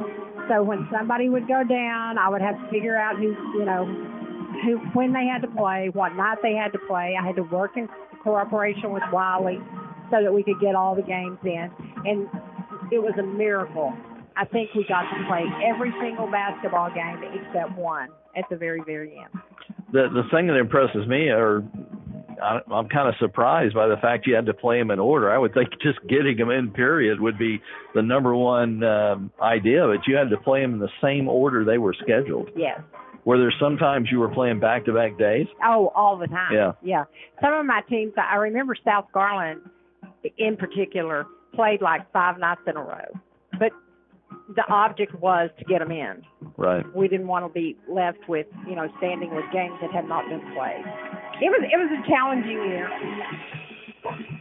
Which sports, among the girls' sports that you're in charge of here, which sports do y'all really excel in at the regional and state level? Track and field, I'd take it, is probably one. Get into that a little bit. What are some of the better sports here in Garland for the girls? And actually, what a wonderful thing to say, sports for the girls. I just can't believe that back in the 60s, all there was pretty much basketball for the smaller districts. I just wasn't aware. And the district had nothing. Yeah. We didn't even have basketball. Yeah. But here, we've been very lucky. Saxe just won the district championship in volleyball, undefeated. And so, undefeated. They're 14-0 in district play. Do you think they may go away? I think they will.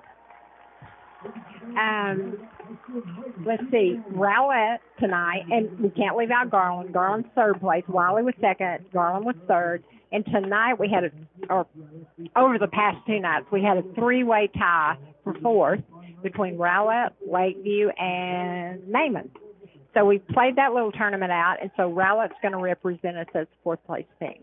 Those games will all be played next Monday and Tuesday. Who is usually the best basketball teams among the girls? Well, Saxe has been very, very, very successful. Even made a trip to the state tournament. When was that? That was about 3 years ago. Uh-huh. But then Lakeview went through undefeated last year in district play. So I think that Lakeview and Saxe will return this year with very competitive teams. We have a new coach at Naaman Forest. Her name is Korea Newman. We got her from Irving. So I expect big things from Naaman, too. Change is always good. And what are the other sports that Garland tends to do really well in, track and field? Or? Track and field, absolutely. We send tons of kids to regionals every year. Boys, too, I'm boys sure. and girls. That's a big thing with us. And then we always have 1, 2, or 3 qualify for state. Always. It's a given. Yeah. So that leads my last question pretty much, unless you have something that I've left out that you wanted to talk about. Talk about those events, the Curtis Colwell Center, ever since that place was built. When was it built? And talk about why it's such a great attraction to the regional UIL, wanting to send events there. What makes the Colwell Center so special? Well, it's just a beautiful place to play. It has beautiful dressing facilities. Really? Oh, yes. It's just a great place for kids to play. I've seen kids walk in that building at the regional basketball tournament, and they'd go, "This is better than state." It's small, but and intimate, but it's also large enough that, the crowd is not. But it's not too big. Correct. Not too big, not too small. How many does it hold? I have no idea. That's not my facility. Would have to ask John Wilbur. Probably not 10,000. I don't know. No, it's just, I know at the state volleyball tournament it's packed, shoulder to shoulder.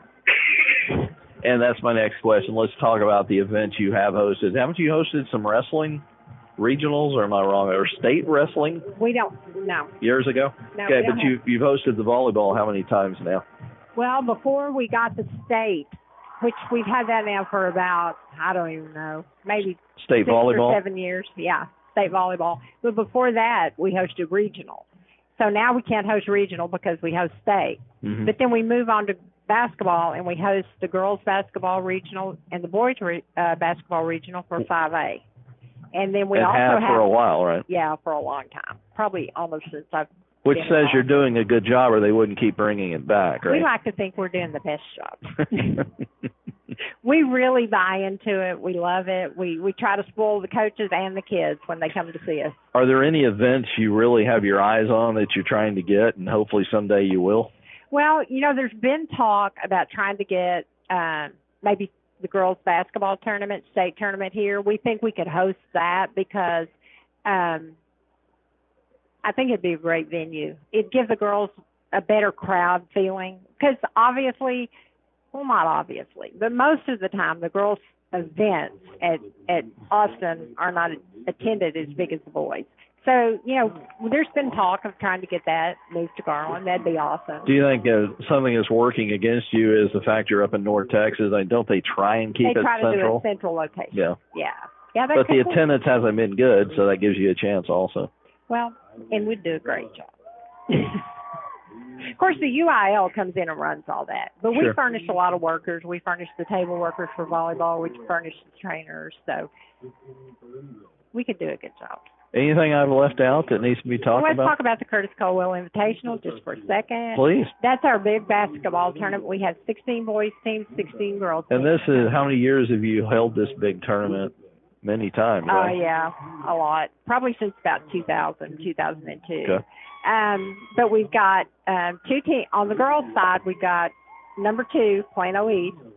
We've got, of course, Lakeview and Saxe. And then we've got all the other Garland teams, too. Rowlett is always strong. On the girls' side, we've got 2 teams from El Paso coming, and they're always competitive. Just girls and boys, or just girls and boys? Everybody has the opportunity to play the Curtis Colwell once.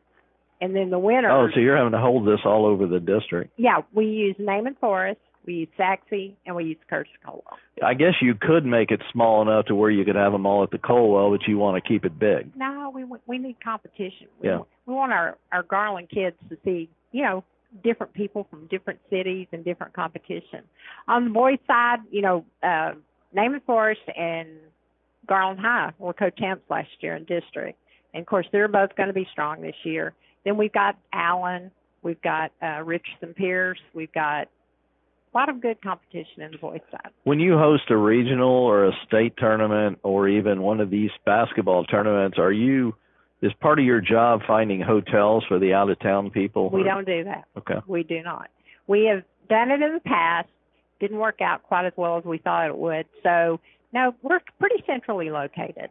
So we can get some really good teams. Cliff Odenwald always said that the best basketball in the state of Texas was right here in the Metroplex. And he felt like that without offering a lot of incentives, we could get good teams. He was right. They kept coming. Yep. They keep coming year after year after year. Anything else you got going on? Not that we haven't given people a lot of information here.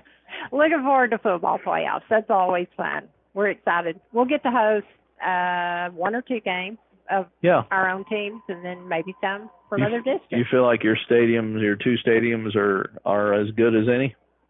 Well, I do. They're big enough, right? Partial. They're definitely big enough. They're big enough. HBJ holds a few more people than this one does, but I love Williams Stadium. It's the stadium I started out, 45 years managing. ago.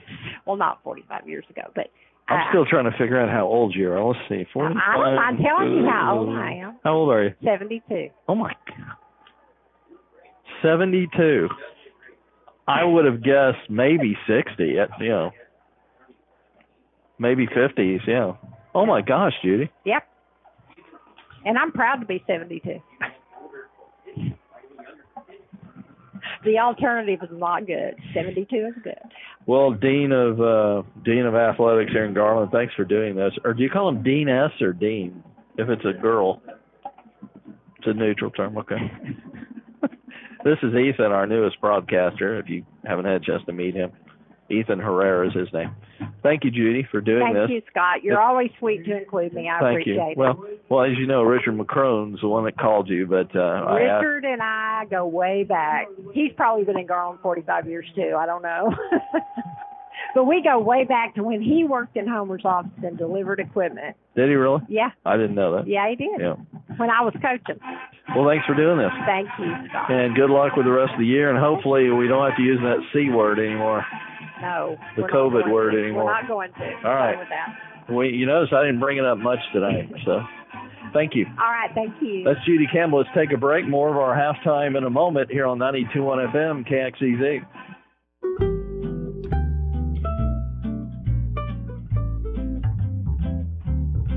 Back here on 92.1 FM at KXEZ. I want to give you a little bit of preface this with Scott Powell's going to give you all of the details about the playoff race here in District 9-6A. And here he is right now. And we're back at halftime. Scott Powell, and it's my turn to kind of catch you up on the playoff scenarios and mainly concentrate on Rowlett's playoff chances, win or lose tonight. The good news is whether they win or lose tonight against Garland, they still have a chance to make the playoffs. Now, let me give you the standings after last night. Well, the scores last night, North Garland stayed in the playoff race with a 45-21 win over South Garland, while Naaman Forest beat Lakeview Centennial 30-22. So the standings going into play tonight, Garland 5-0, and with a win tonight over Rowlett, they would clinch the district championship. Saxe and Naaman Forest have one loss. Naaman Forest is 5-1 after last night. Saxe is 4-1. So they are battling for first, second, third, and fourth place. It's all wide open for those two teams. Wiley is in the fourth spot right now at 3-2, as you could tell, about a game out of second place. But they're mainly fighting it out for that fourth and final playoff spot, which we'll get more into here in a moment. Rowlett is just one game behind Wiley at 2-3, and then North Garland is in sixth place at 2-4, just a half game behind Rowlett. Those three teams, Wiley, Rowlett, and North Garland, still alive in the playoff race, which I'll get into more in a moment.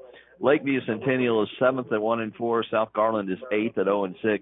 They have both now officially been eliminated from the playoff hunt. The other games tonight are Wiley and Saxe. That's a big one, especially for Rowlett.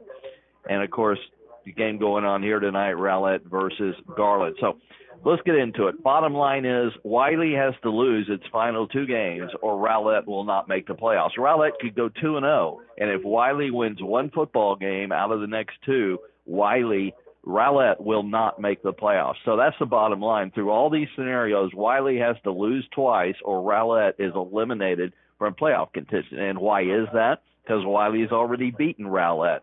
So if Rowlett and Wiley end up in a two-way tie, you always go head-to-head first. And Wiley defeated Rowlett 31-13. So that's why Rowlett cannot finish tied with Wiley, and that's why they need him to lose twice. Now, Rowlett could go 2-0. They could win tonight and then win next week over Lakeview Centennial. And if Wiley does lose those two games, then Rowlett would be the automatic number 4 seed out of this district and make the playoffs. They wouldn't even be in a tie. They'd be all alone in fourth place if they go 2-0 while Wiley goes 0-2. But let's say Rowlett goes on to lose this game tonight, or even lose next week. If Rowlett loses one of these two remaining games, Rowlett can still get in, but only through a three-way tie, which would be with Wiley and North Garland. Remember, North Garland plays Wiley next week. So if Rowlett were to lose this game tonight, then they need North Garland to beat Wiley next week, as well as, of course, Wiley lose tonight to Saxe, because why? Wiley has to lose 2 times. But that second game with North Garland would be huge if Rowlett loses tonight, because then they need North Garland to beat Wiley, and not just beat Wiley, they have to beat them by 14 or more points.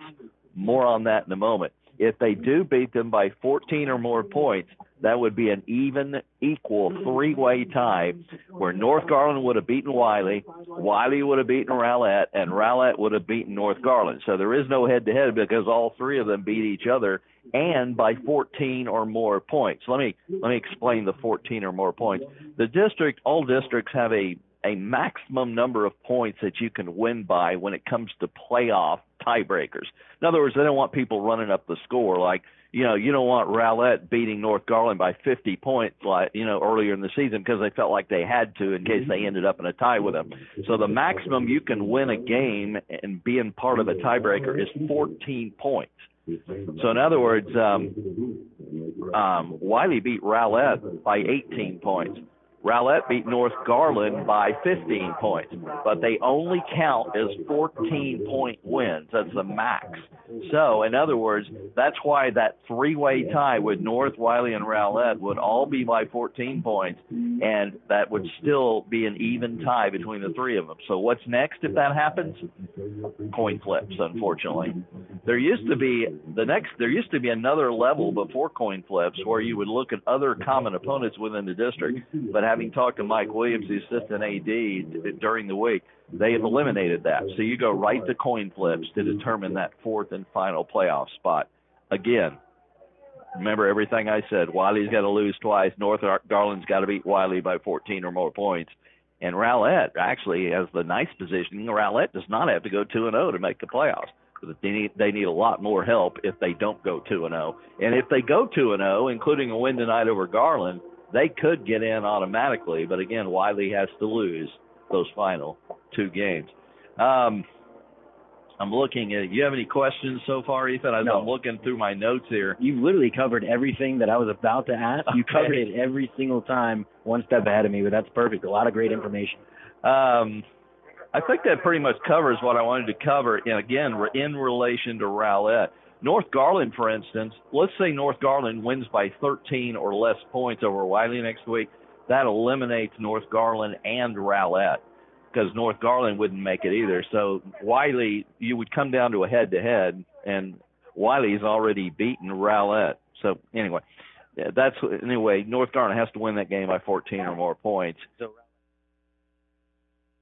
that was Scott Powell with that great information on the playoff race and the playoff picture here in the district, in the Garland district, and we are just about set for the second half kickoff. It is apparent that you understand that Wiley losses is what they need, Rowlett Eagles need. 2 Wiley losses and at least one win from Rowlett in these last 2 games gives them a fantastic chance to make the playoffs.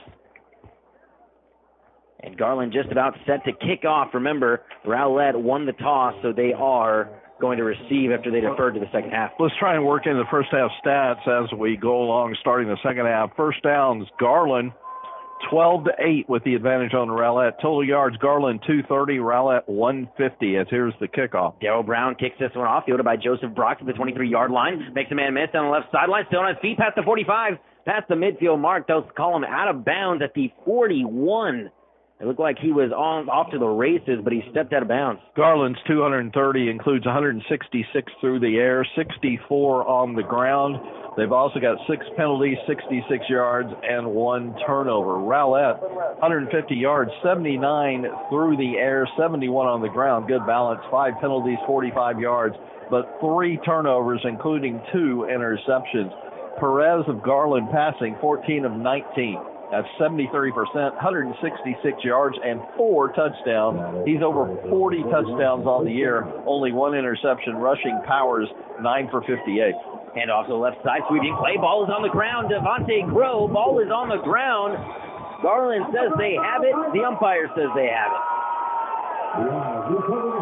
First play in the second half from scrimmage, the Rowlett Eagles, and it is a fumble recovered by Garland, but there's a flag at the end of the play. Receiving for Garland, Rogers 4 for 76 and a touchdown. Hudson 4 for 30. They've done a pretty good job on him, but he does have 2 touchdowns receiving. Rowlett individually, Boyd 6 of 12 for only 67 and 2 interceptions, 1 touchdown. Crow, leading rusher, 14 for 63. Johnson 1 for 7. Receiving, Corey Kirkling 3 for 60. No touchdowns. Crow 3 for 12. There are your first half stats. It was a dead ball penalty by Garland, unsportsmanlike conduct, and that will push them back. I mean, a few times now we've seen Garland get a turnover, have great field position, and now get pushed back 15 yards. Many time on change of possessions, interception returns, just to give them bad field position compared to what they would have had. Perez into the ball game. He was injured just a bit, hobbled off after 1 possession in the first half. This time, hands to power, up in space, past the 45, inside the 40. And inside Rowlett territory, that is Jayshawn Powers, who's had a nice game. 58 yards in total. 26 came on one run, and that time a big gain gets the first down for the Owls. Gain of 18 there. And the shotgun is Perez. Hand off again. Powers dances around, has some space. 35-yard line, makes man miss. Down to the 30-yard line. Lost the ball a little bit, but he was down when that happened. Another first down on back-to-back runs for Jayshawn Powers. Yeah, runs of 18 and 12 consecutive first downs. Their offensive line has come to play here in the second half. But defensively, Rowlett had controlled the run in the first half. Perez, shotgun snap. Powers once again trying to trip around and finally gets knocked down inside the 25 to the 23-yard line. Jayshawn Powers, standing at 6 foot tall, 185 pounds. He is a senior. He's a senior. Just like their first possession, Garland in the hurry-up offense trying to keep Rowlett off balance. They're doing a good job. Trips to the right side from the left hash mark. Play action, throws to the middle of the field. Caught on the run at the 15-yard line. Trying to fight for the corner of the end zone. And touchdown, Garland. Ellis Rogers. Yeah, it's a play that's worked all night where he fakes the handoff, almost a zone read looking play, but in the same motion he fakes the handoff, he quickly slings it over the middle to the racing receiver on the shallow post, and he's been open all night. Well, I'll tell you, once they catch the ball in the middle, their athletic ability takes over, and they're just untackable. Once, if that's a word, untackleable. I'll try again. Down the middle of the field today. Ellis Rogers, his second receiving touchdown of the game, number 8 on the season. The kick from Leo Brown is up and in. 10:41 on the clock in the third quarter, 34-7. Garland has broke this one open over Rowlett on 92.1 FM KXEZ. One more time tonight, don't forget, if you can't get us at 92.1 live on the radio, we stream our broadcast at TuneIn Radio and KXEZ.com, so tell the out-of-town friends and family to go there. If they can't get us at 92.1, they can hear us anywhere in the world. Thanks to our title sponsors tonight, Raising Cane's, Rowlett Chamber of Commerce, Shelley Dietrich State Farm, Certified Foundation, C3 Church, North Texas Appliance, Belfiore Spa and Salon, and Trophy Nissan. Here's the kickoff. Brown takes this one off after he makes that extra point, caught at the 25-yard line by Timmy Gradneru. North Texas Appliance, longtime sponsor here on KXEZ. It's where I got my washer and dryer and my refrigerator freezer. I encourage you to do the same. Wonderful experience, friendly expertise from the in-house staff, great friendly delivery and installation. North Texas Appliance in Rockwell. That's where I got my appliances. Go get your appliances at North Texas Appliance.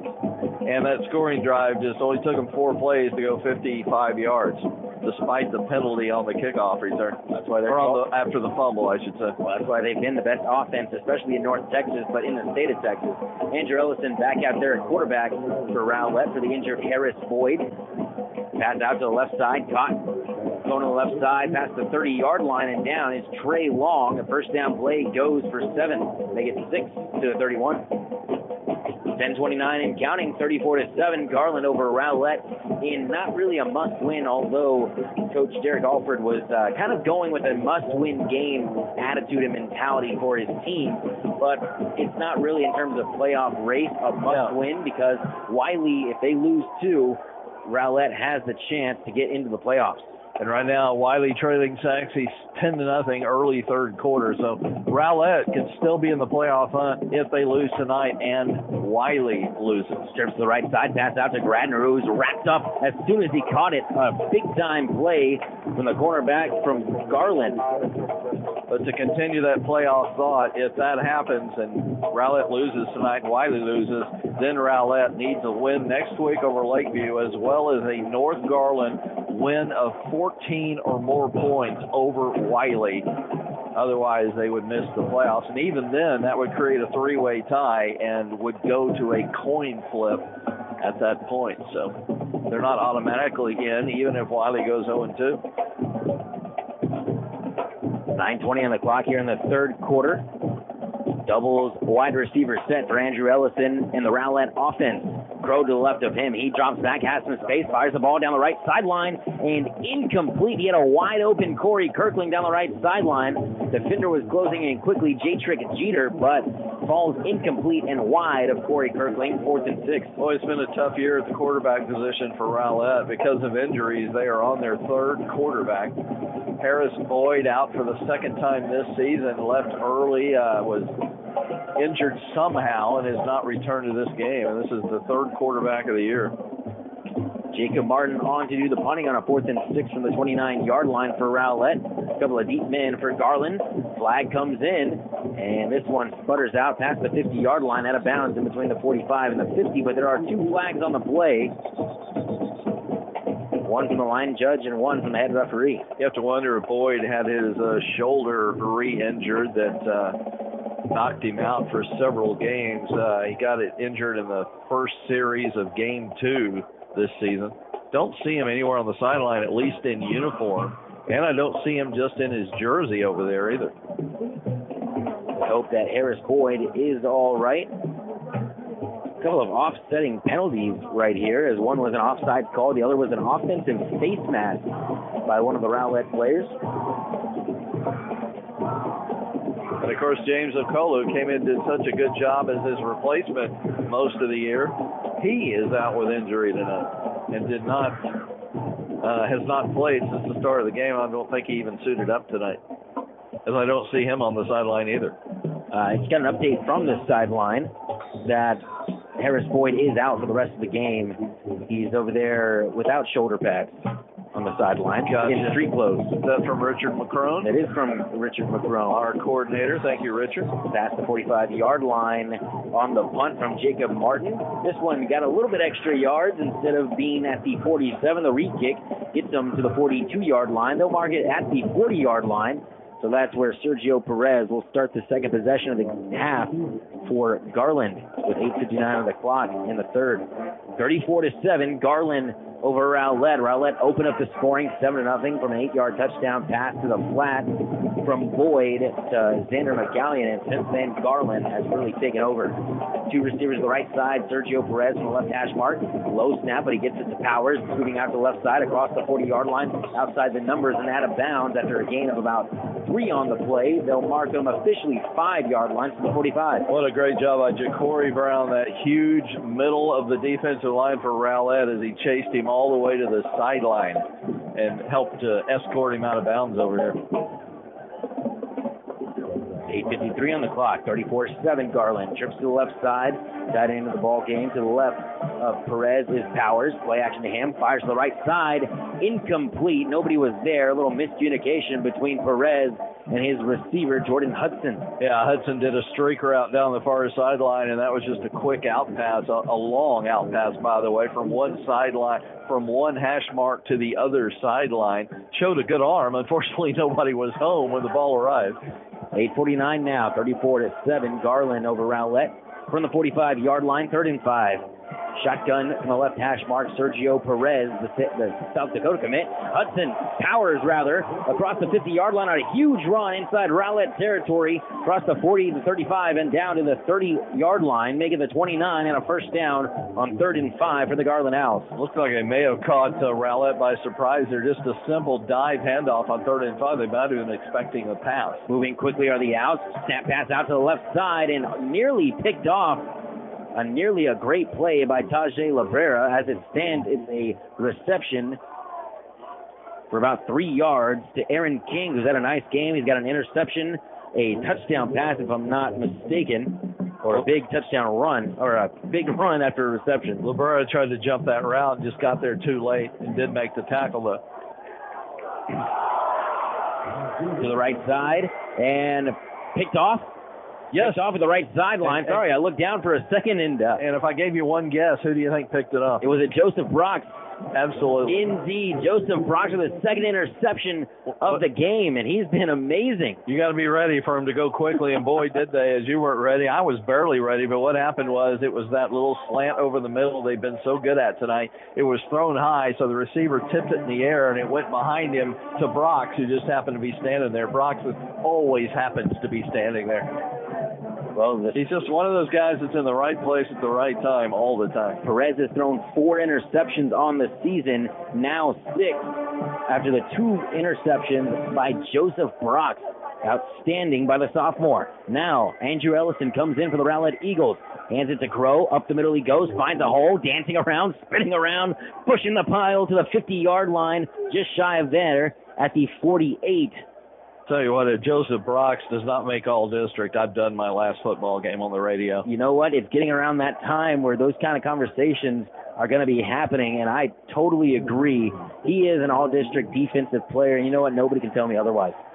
He shows up in every game, so how could he not get a vote from every coach he plays against? Two receivers the right side for Andrew Ellison, tight end of the ball game. Crow to the left of him.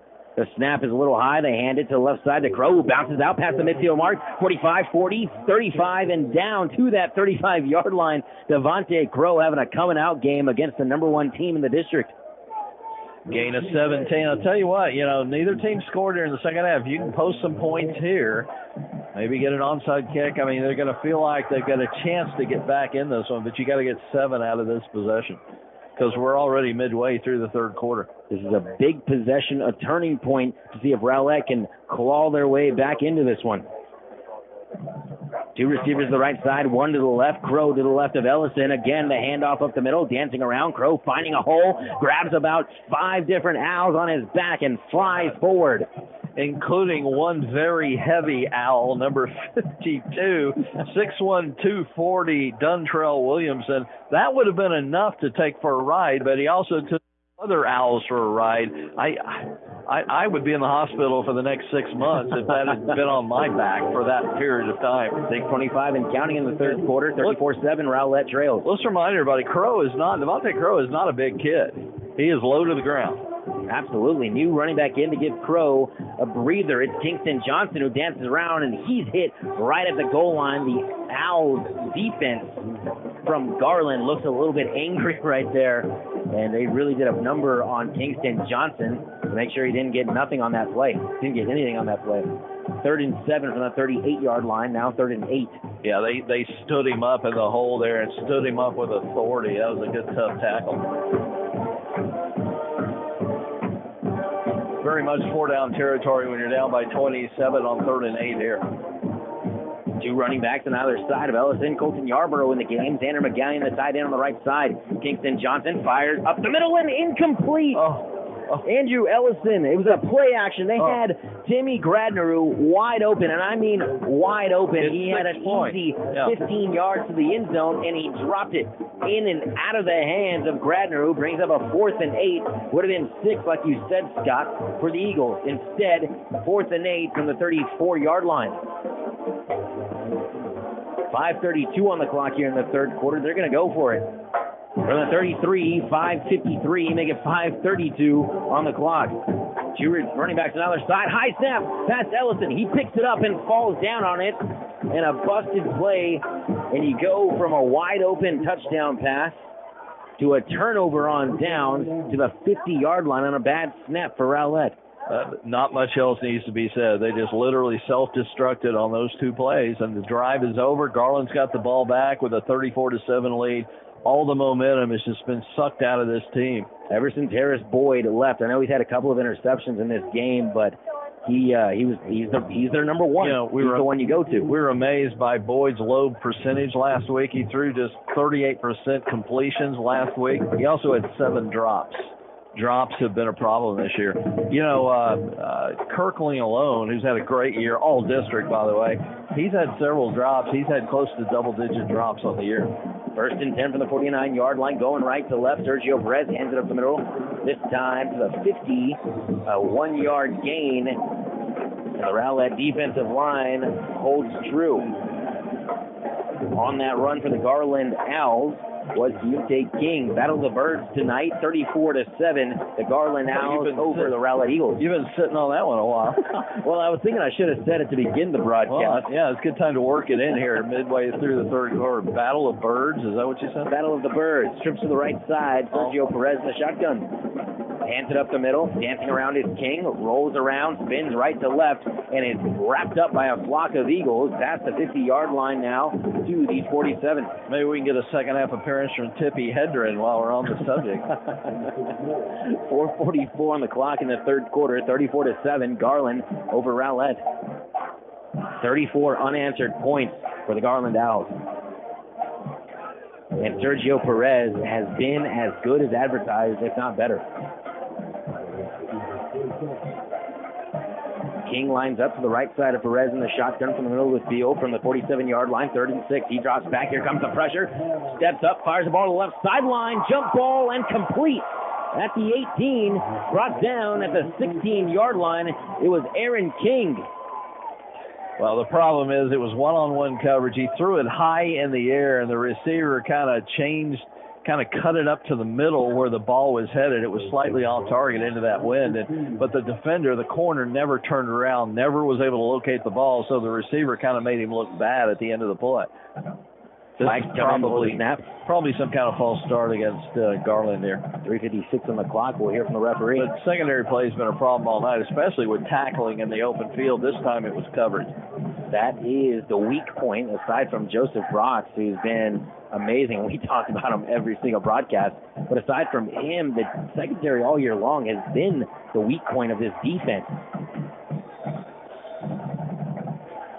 It'll be 1st and 15 from the 21-yard line. Trips to the right side for Sergio Perez. Try to draw an offside. Now they're going to reset after the hard count. You can do this with, they have 15 seconds on the play clock. That gives you time to do whatever you want here. King to the right side of him. Perez drops back, fires to the right side. Lone man in the back corner of the end zone. Touchdown. Easy pitch and catch to Jordan Hudson. There wasn't a lot of room in the corner of the end zone. It had to be a perfect pass and a good catch, but the pass was absolutely perfect. Anywhere else, that ball, if it ended up anywhere else, it would have been incomplete because there wasn't much room where the ball came down. It was just perfect. That guy throws that particular pass better than most.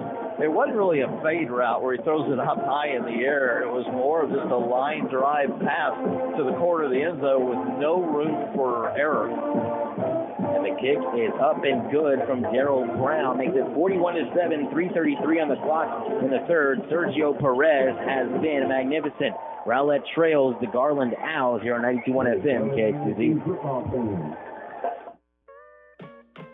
This is the Possum, 92.1 KXEZ, Farmersville, Dallas, and KXEZ.com. Back on 92.1 FM at KXEZ, a 21-yard touchdown pass from Sergio Perez to Jordan Hudson makes it 41-7 here from Williams Stadium, and Garland well on top of the Rowlett Eagles.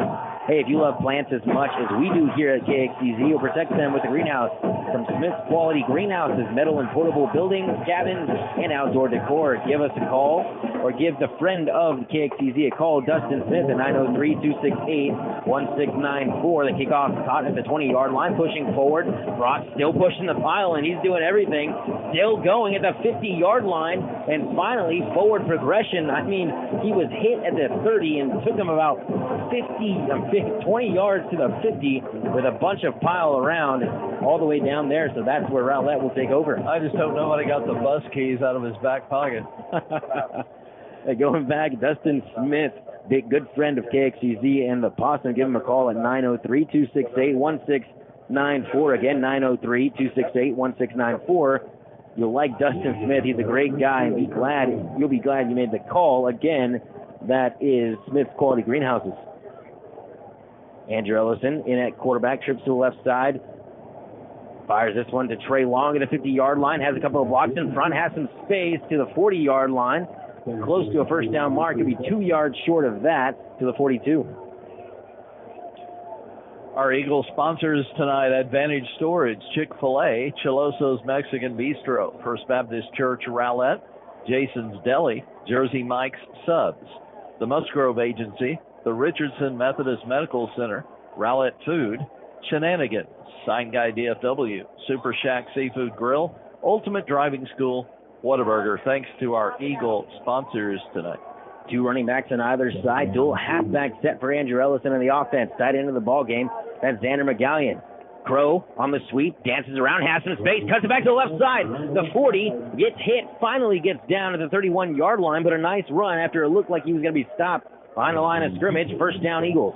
Yeah, Crow's been a good, consistent threat running the ball tonight, which they haven't had much of this year. Again, averaging only 100 a game coming in, and we'll give you Crow's numbers here in a moment. 2:56 and counting here in the third quarter of play. Dual halfback set again. Xander McGallion, the tight end, Play action to Crow. Fires to the right side. In and out of the hands of Corey Kirkling on the skinny post. On the coverage for the Garland Owls was O'Shea Johnson, the 5'9", 150-pound sophomore for the Owls. O'Shea, can you see? 2:47 on the clock in the third. I don't know if this has been updated or not, but I got Crow 19 carries for 90 yards. That last one for 12. Again, it may not have been updated. He may be over 100 already. 31-yard line. 2nd and 10, 2:45 here in the third quarter. Dual halfback set now as Anner lines up to the left side. Yarborough with the carry. Spins around after getting hit behind the line of scrimmage and falls forward to the 30-yard line. They'll mark him at the 29. A nice gain for Colton Yarborough. His first carry in this one, and his first carry in a couple of games, actually. Yarborough spinning around. He's one of those tough backs they use out of the backfield in the passing game just as much as in the running game. 5 of 8 for Andrew Ellison. 24 yards. He does have a pick. It was that first pass he threw, the second pass he threw of this game. Ellison drops back, fires a jump ball. Corey Kirkling has some space and caught inside the 5. Corey Kirkling had the beat on O'Shea Johnson and is inside the 5 on a beautiful pitch and catch. Longest pass play of the game for Andrew Ellison. Yeah, Kirkling beat Johnson on the play. Johnson did a good job of recovering and almost got back in time, but Kirkling, it took a perfect pass, and it was, and not an easy catch for Kirkling, basically to get his feet down and get it inside the 5 to the 3. Now Andrew Ellison lines up. First and goal from that 3-yard line. 2:06 in the third quarter. Trips to the left side. Yarborough in the slot. Throw to the left of him. Quarterback keeper. Ellison pushing the pile. Miscommunication, it looked like, ball from Devontae Crow, and the ball came out, says the referee. They're going to say Rowlett recovered it, but yeah, that ball popped out. What happened was Andrew Ellison got the ball and went off forward, but Devontae Crow thought he was going to get a handoff. They bumped into each other. Ball went to the ground, and Ellison recovered at the 2-yard line. No, back at the line of scrimmage to the 3. 2nd and goal from there. 1:40 and counting in the third quarter. 41-7. Rowlett trying to at least have a little bit of hope left. They've got a quarter and a minute 30 to go. And if they want to get back into this one, this is indeed a must-score situation. Just to the left side, 1 to the right. They'll stay in the playoff hunt. Saxe 31-0 over Wiley. Before the play goes on, whistles come in and a flag, possibly. I don't see one on the field. Do you, Scott? I do not. I think we got a timeout. Why don't we keep it right here? Absolutely. The referee's talking about it. Still haven't given us a clear signal, but Scott, what do you got? 92.1 FM, KXEZ, 95.3 FM, The Range, KHYI are deeply invested in North Texas. We thank you for listening and your support. We'd also love to have you as a sponsor. We do all kinds of high school football and high school sports, and love to have you sponsor it. It's very affordable. Good way to reach your customers. Call 972-251-0725. Again, 972-251-0725. As we've got A&M football on Saturdays, although they are off this Saturday, they come back on the 6th of November to take on Auburn. No game time's been announced yet, but we have all the Aggie games right here on KXEZ. Our next Rowlett game is 6 nights from now, next Thursday, and they'll take on Lakeview Centennial. It'll be a home game, kickoff at 7, our pregame at 6:45 with the We Will Win Derek Alford show right off the top at 6:45. Join us for that. As of right now, unless there's a miracle, Saxe leading Wiley 31-0. Wiley's going to lose, which means that Rowlett will be in the playoff hunt going to next week, and we'll kind of keep you updated on that and tell you what they need to happen next week as we go along here in the second half. Ellison in the shotgun, Crow to the right of him, coming out of the timeout, fires a slant play to the right side, incomplete, in and out of the hands of Corey Kirkling. In on the defensive stop for the Garland Owls was Christian Cooper, 5'10", 170-pound senior. It was a timeout by Garland.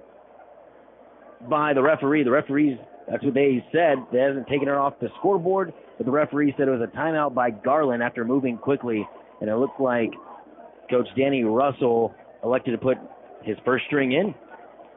Some of those second string defensive backs came out, and the first stringers came back in. Trips to the left side. Ellison in the shotgun, 1:15 on the clock, 31. Make it 41-7. Ellison, quarterback keeper, up the middle, open space, making a man miss. Touchdown, Rowlett. Andrew Ellison, his first touchdown of the season. 1:10 on the clock in the third, and Rowlett, the first time they have scored since the first possession of the game. 50-yard drive, 7 plays. Ellison's had his moments tonight. First time he's played all year. Third quarterback of the season. Good job of leading him down the field. Ty Cooper on to hold. Jacob Martin on for the extra point try. Martin has been phenomenal all year long. Hold is down, kick is up, and Jacob Martin makes it 41-14. Palindrome right there with 1:10 on the clock here in the third on 92.1 FM KXEZ.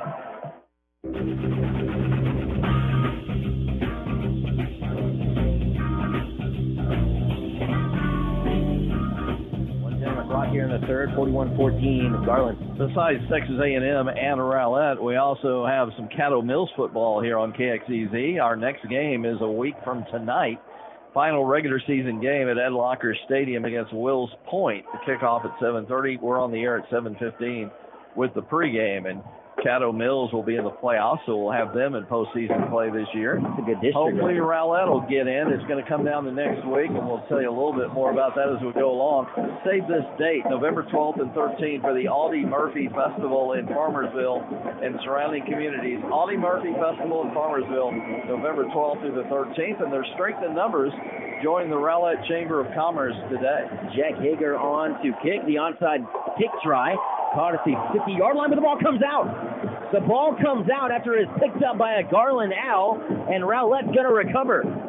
Michael Landon caught it on the hop and went to take off for the end zone, but he dropped it after he was tripped up, and Rowlett will take back possession with 1:05 in the third. Not over yet, 41-14. We've seen crazier things happen in Texas high school football. I mean, this would be crazy, but not the craziest, right? 42-yard line for Rowlett Eagles, 41-14, 1:05 in the third. First time they scored on that last possession. That was the first time since the first possession of the game for the Rowlett Eagles when Harris Boyd was doing the quarterbacking. But he's out. Injury. Now, Andrew Ellison, who had a 3-yard touchdown run just a second ago, lines up his offense. 2 receivers on either side of the formation. To the left of him is Devontae Crow, who's done fantastic today. Hand off to him. Bounces around and fights his way forward for a gain of 1 on the play. He was hit at the 40-yard line and wrapped up and then dragged his defender to the 43. Unfortunately, kind of the way their game plan is to try and run it down the field, mix in some short passes here and there. It's going to be really hard to catch up. Right. The way they're running this offense right now, but they need to go deep a little bit more here and there. I know you got a third-string quarterback in there. 2 receivers on the left side, to the left, to the right. Andrew Ellison had trouble with the snap, somehow got it away to Trey Long, who's pushing the pile. And a good job to make something happen. That could have been disastrous as Andrew Ellison was juggling the ball, somehow got it away with 2 defenders all over him. And it'll be 3rd and long with the clock ticking down in the third. 3 other sponsors tonight: Lakeview Car Wash, Golden Rule Auto Care, and Rowlett Eagle Football Booster Club. Thanks to all of our sponsors tonight. 41-14 into the third quarter.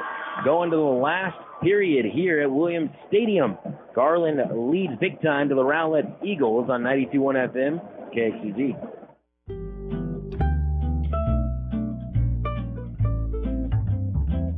Back on 92.1 FM KXEZ. Our billboard sponsors: Raising Cane Certified Foundation, C3 Church, Trophy Nissan, Belfiore Spa and Salon, North Texas Appliance, Shelley Dietrich State Farm, and the Rowlett Chamber of Commerce. Andrew Ellison back in the pocket, throws out to the right side. He's got a man downfield, cut to the 35-yard line. In and out of the hands of Colton Yarborough. The second time Andrew Ellison has had a receiver with open space in front of him, and the receiver drops it. 26 drops in 8 games coming into this game. It's been a problem off and on during the year, and that's 2 that maybe that one wouldn't have gone for 6, but there was one earlier that would have. And Oh, it's a sick feeling. It stinks. It absolutely does, especially for first-time Rowlett head coach Derek Alford. They'll pause a bit to let the last Rowlett Eagle run onto the field. Now they've got 11 man out there. Punt formation for Jacob Martin and a timeout. Rowlett. Derek Alford wants to talk it over as the play clock was winding down. 11:53 here in the fourth. Go see the friendly folks at North Texas Appliance Rockwall. They're at 1535 East I-30. That's on the South Service Road, about a mile from the football stadium. You could also call 972-771-0393. North Texas Appliance, longtime sponsor of high school athletics here on KXEZ. Again, 95.3 the range, 92.1 KXEZ, deeply rooted and invested here in North Texas.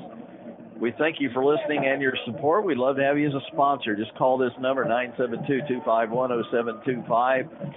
Very affordable, good way to reach your customers. The number 972-251-0725. Martin on to punt now for Rowlett. King and Hudson, the two deep men for Garland. Line drive punt hits down to the 41-yard line, angles for the sideline and out of bounds at the 37. Jacob Martin has hit a lot of line drive punts today. And we talked about the wind. The flags have picked back up. The wind has picked back up throughout the game, but something a little off from Jacob Martin tonight than what we've normally been seeing. Hey, if you love plants like we do here at the Possum on KXEZ, you'll protect them with the greenhouse from Smith's Quality Greenhouses. Metal and portable buildings along with cabins and outdoor decor.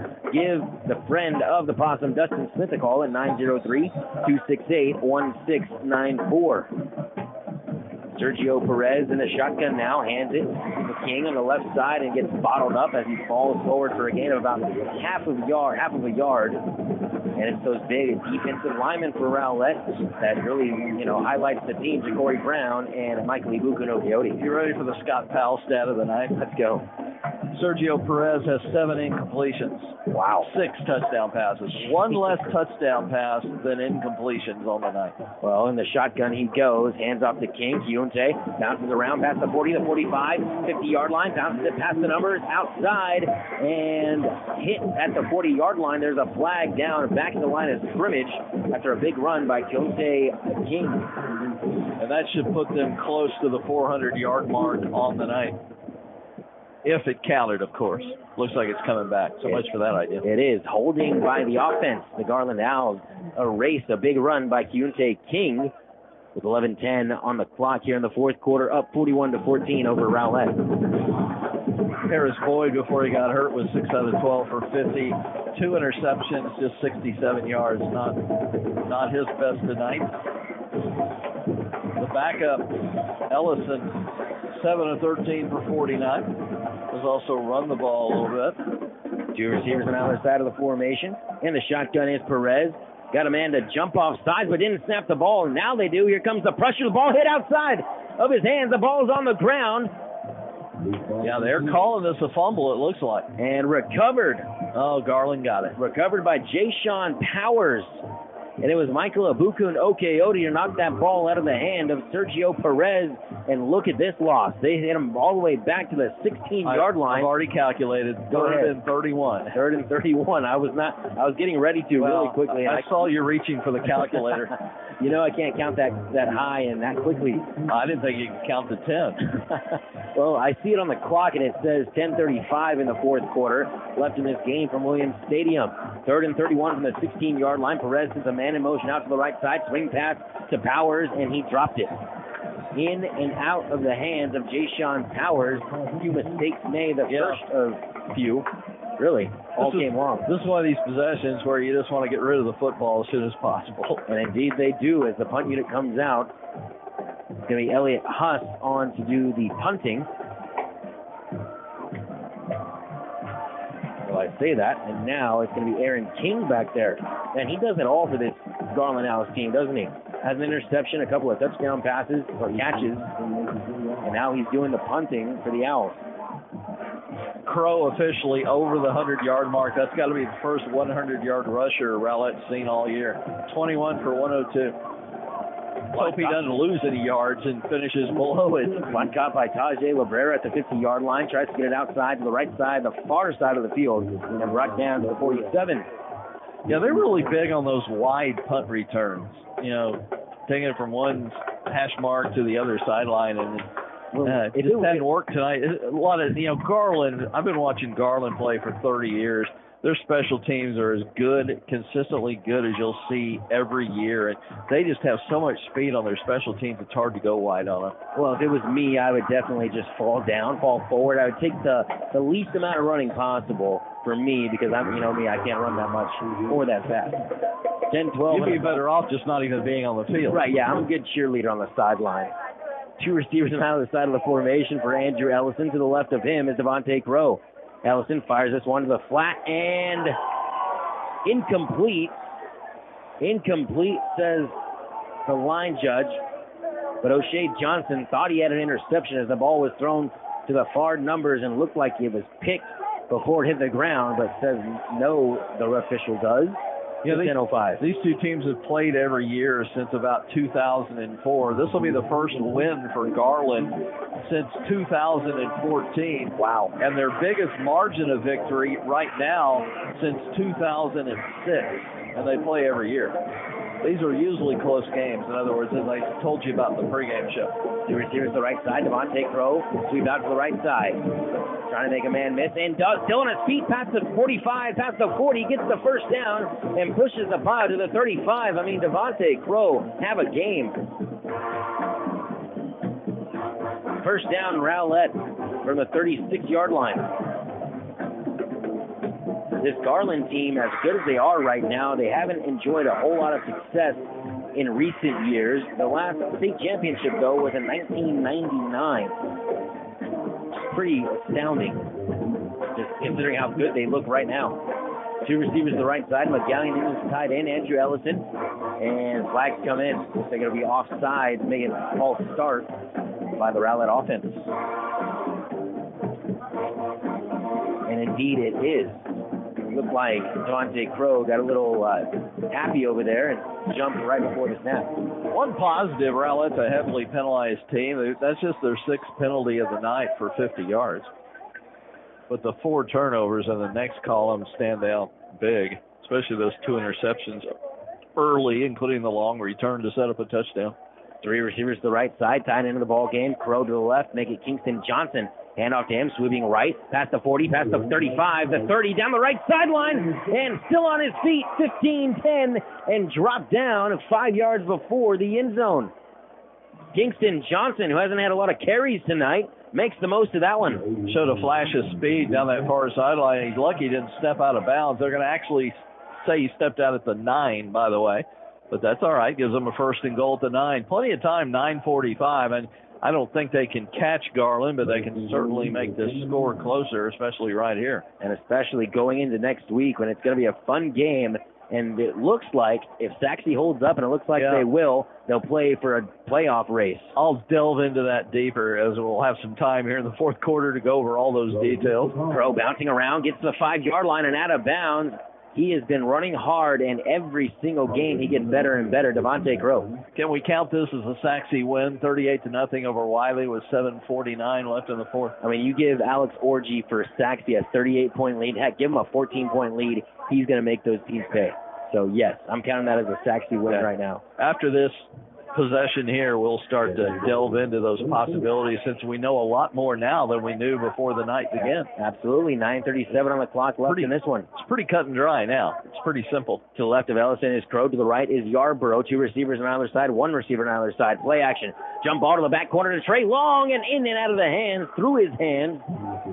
As a nice pass from Andrew Ellison. One-on-one coverage to Trey Long in the left back corner of the end zone. Incomplete. It'll bring up 3rd and 4, 3rd and goal from the 4.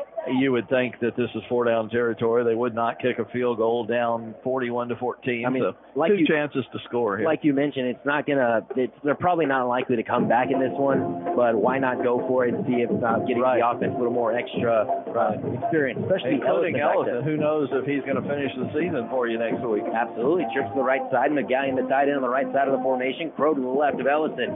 Here's the snap. Handoff, sweeping right. Crow fighting for the end zone. Still on his feet and knocked down at the 1-yard line. Couldn't quite make that final push. I mean, his leg's got to be shot by now. But with 9:20 and counting in the fourth quarter, to bring up 4th and goal from the 1-yard line for the Rowlett Eagles. Yeah, if anyone's had a coming out party, it's been Devontae Crow. Really, this has been coming for the last 2 or 3 weeks since Yarborough went out injured and Crow over 100. I think I can safely book on this that this is their first 100-yard rushing night of the season. We talked about it's a team that only averaged right at 100 for the whole team per game. There's the right side. Crow to the right of Ellison. Ellison, quarterback keeper, tries to push up forward, stops short, reaches forward, and no, doesn't get there. That's a good call. He tried to stretch it out on the way down and came up a yard short. Now, if it were me, I would have just handed it off to Devontae Crow, let him work right there. Which they've done a really good job of at least getting a yard and not being tackled for a loss on those straight quarterback or fullback dives. Well, I agree. Of course, that's easy to say after the play's already occurred, but no, it's worked all night. They've gotten a little bit almost every time tonight. Well, Coach Derek Alford has raved about Devontae Crow when me and him have a chance to talk when we do our interviews. He said Devontae Crow's work ethic is something that is matched by just about, not matched by any other player on the team. He's one of those guys who shows up early, stays late, always putting work in the weight room, on the practice field, just doing everything he can, and it's really shown. Offense for Garland back out on the field. Perez from his own end zone fires on the left sideline, drops it, tries to drop it into the bucket, and incomplete. He overshot Jordan Hudson down that left sideline. Do you know that we came close to a 99-yard touchdown pass?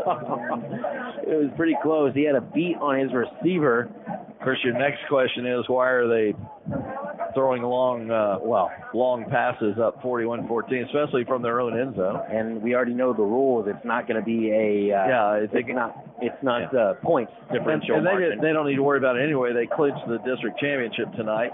Next week they'll try and finish an undefeated district season. Throw out to the right side in a flat, caught at the 8-yard line and wrapped up quickly. On that catch was Charles Allen and brought down well behind the 5-yard line, but forward progression will get him to 9. Which would also be an undefeated regular season, the 5th in school history if they can complete that next week. And next week, Garland will play South Garland. I like their chances. I like their chances as well with 8:15 left in this one, 41-14. That's not will they win, it's how much they'll win by. Well, 3rd and 3 from the 8-yard line. South Garland not having a great year as they hand this one up the middle to Powers, who breaks free, passes 15, 20, 25, 30, 35, 40, 45, 50. On his way, Kyuntae King, 45-yard line into Rowlett territory. 20, still on his feet. 10, still going. 5-yard line. My goodness, Kyuntae King. 87 yards. I mean, he was running with a couple of guys on his back pretty much the entire way. And Kyuntae King brought a 3rd down run all the way to the 5. It's 1st and goal from there. To show you what a job Rowlett's done against the run tonight, going into that play, they'd given up 120 yards rushing all night. They just got 85, 87 on one play. Ball thrown out to the right side, incomplete. Intended for receiver Charles Allen on the coverage with Tajay Labrera. 7:36 in the 4th to go. 41-14. Big run by Kyuntae King, but Sergio Perez in the Owl offense at the 5-yard line. 2nd and goal from there. Man up the middle. Kyuntae King fights forward, still on his feet, powering for the goal line. Ball's on the ground. Ball is on the ground. We'll see what the referees say. Or do they? Scott Powell says the Rowlett Eagles have it, and so do the referees. A big turnover just to keep the score where it's at. After an 87-yard run by Kyuntae King, in to make that recovery after the ball fell to the ground was Tajay Labrera. Pretty crazy. I mean, the 4th takeaway of the game, 3rd. Third takeaway of the game. Third, yeah. That makes it 14 for the last 4 games for the defense for Rowlett. 7th turnover of the game in all.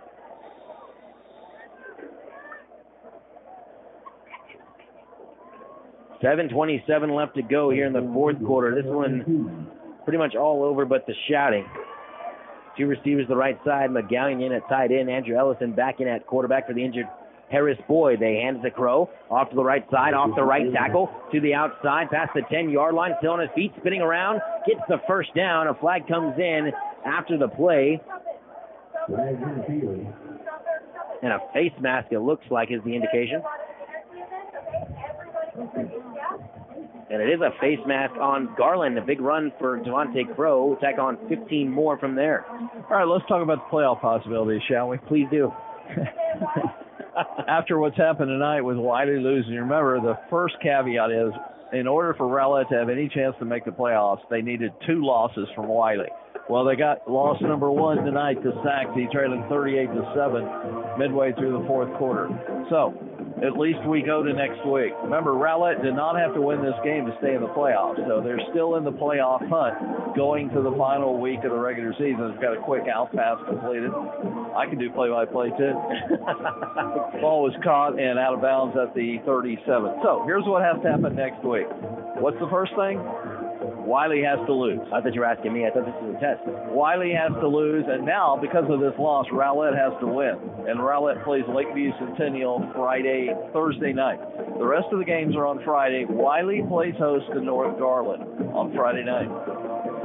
Wiley has to lose to North Garland by 14 or more points. So North Garland, that's going to be tough doing, but North Garland's capable. Wiley will be the favorite, obviously, going into that game. So that's what Rowlett needs next week, but that doesn't necessarily get them in the playoffs. If that happens, say North Garland win by 14 or more points over Wiley and Rowlett winning over Lakeview, it doesn't matter how much Rowlett wins by the way. If that happens, we got a 3-way tie for 4th place, and they all would be a plus 14 in points. And I'll explain that in a minute. But they'd all be tied for 3rd, and they'd still be tied. So we got to go to the next tiebreaker, which, according to Mike Williams, the assistant AD, as I talked to him on the phone, that would be coin flips next week. After next week to decide the 4th place. So one of those 3 would go. That's the only way Rowlett can get in, and that would be by coin flip. If North Garland does not win by 14, Wiley is the 4th playoff team out of this district. The only way North Garland could have qualified is for Rowlett not to be involved. So in other words, if Rowlett were to lose next week, then North Garland, if they beat Wiley by any amount of points, North Garland would be the playoff representative. And that's because Rowlett beat North Garland in one of the best. That's because, one of the best defensive games of the year for them. Yeah. Well, anyway, that's the situation. A Wiley loss to North Garland by 14 or more points and a Rowlett win over Lakeview would tie Rowlett, and then it would go to coin flips.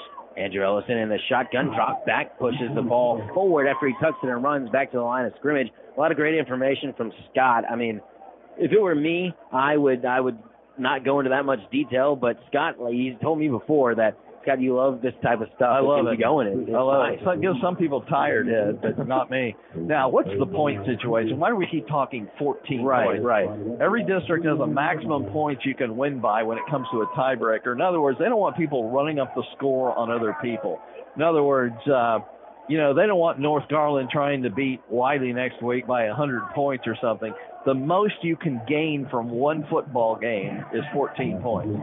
You can't win by more than 14, even though you can win on the scoreboard by more than 14. You understand what I'm saying? Absolutely. So, if that 3-way tie occurs next week, it's because each team won over each other by 14 points and no more than 4. So they all have 14, and that's why it goes to a coin flip. I may have just made it even more confusing. They don't want the scores being run up, so the most you can win by is 14 points, and that's what also leads to continued ties, unfortunately, sometimes. Well, my question is, especially for the listeners out there, is there any chance for Rowlett to make the playoffs if they lose next week's game? No. So it's next week is a legitimate must-win for the Rowlett Eagles to make it into the playoffs. No, to have a chance to make it into the playoffs. Chance to make it in. because then that's when it would probably go to. Two things have to happen. North Garland has to beat Wiley by 14 or more points, and Rowlett has to win. Right. For Rowlett to even have a chance to win the coin flips to get into the playoffs. And with those coin flips, does that summarize it? That pretty much summarizes it for me. Listeners out there, if you've had some sort of a headache, we'll explain it again here in a sec. I'm just kidding. Get you a plant. I mean, we got plants available. If a plant will help your head to clear. Yeah, absolutely. Go get yourself a greenhouse to protect the plants you already have. Go to Smith's Quality Greenhouses. If you love plants exactly as much as we do here at KXEZ, I mean, I love plants. I worked on a nursery farm, for goodness sakes. Greenhouses all over there. Metal and portable buildings, cabins, outdoor decor. Give Dustin Smith, who's a friend of 92.1 The Possum, a call at 903-268-1694. Again, that number is 903-268-1694. You'll like Dustin Smith. He's a great guy, and be glad you made the call because if you need it, again, 903-268-1694 for Smith Quality Greenhouses here on 92.1 KXEZ. 4:56 on the clock here in the fourth quarter to go. 41-14. Again, Rowlett scored on their first possession of the game, and they led 7-0. And then a quick answer in about 3 or 4 plays. It's an estimate right there from Sergio Perez, and the Garland Owls made it 6-7 because they missed that extra point. And you mentioned it, Scott. That might be the longest trail that they've had, longest time that Garland has trailed all season long, because they trailed a bit in the first quarter to Saxe for maybe about 2 minutes when I saw that game.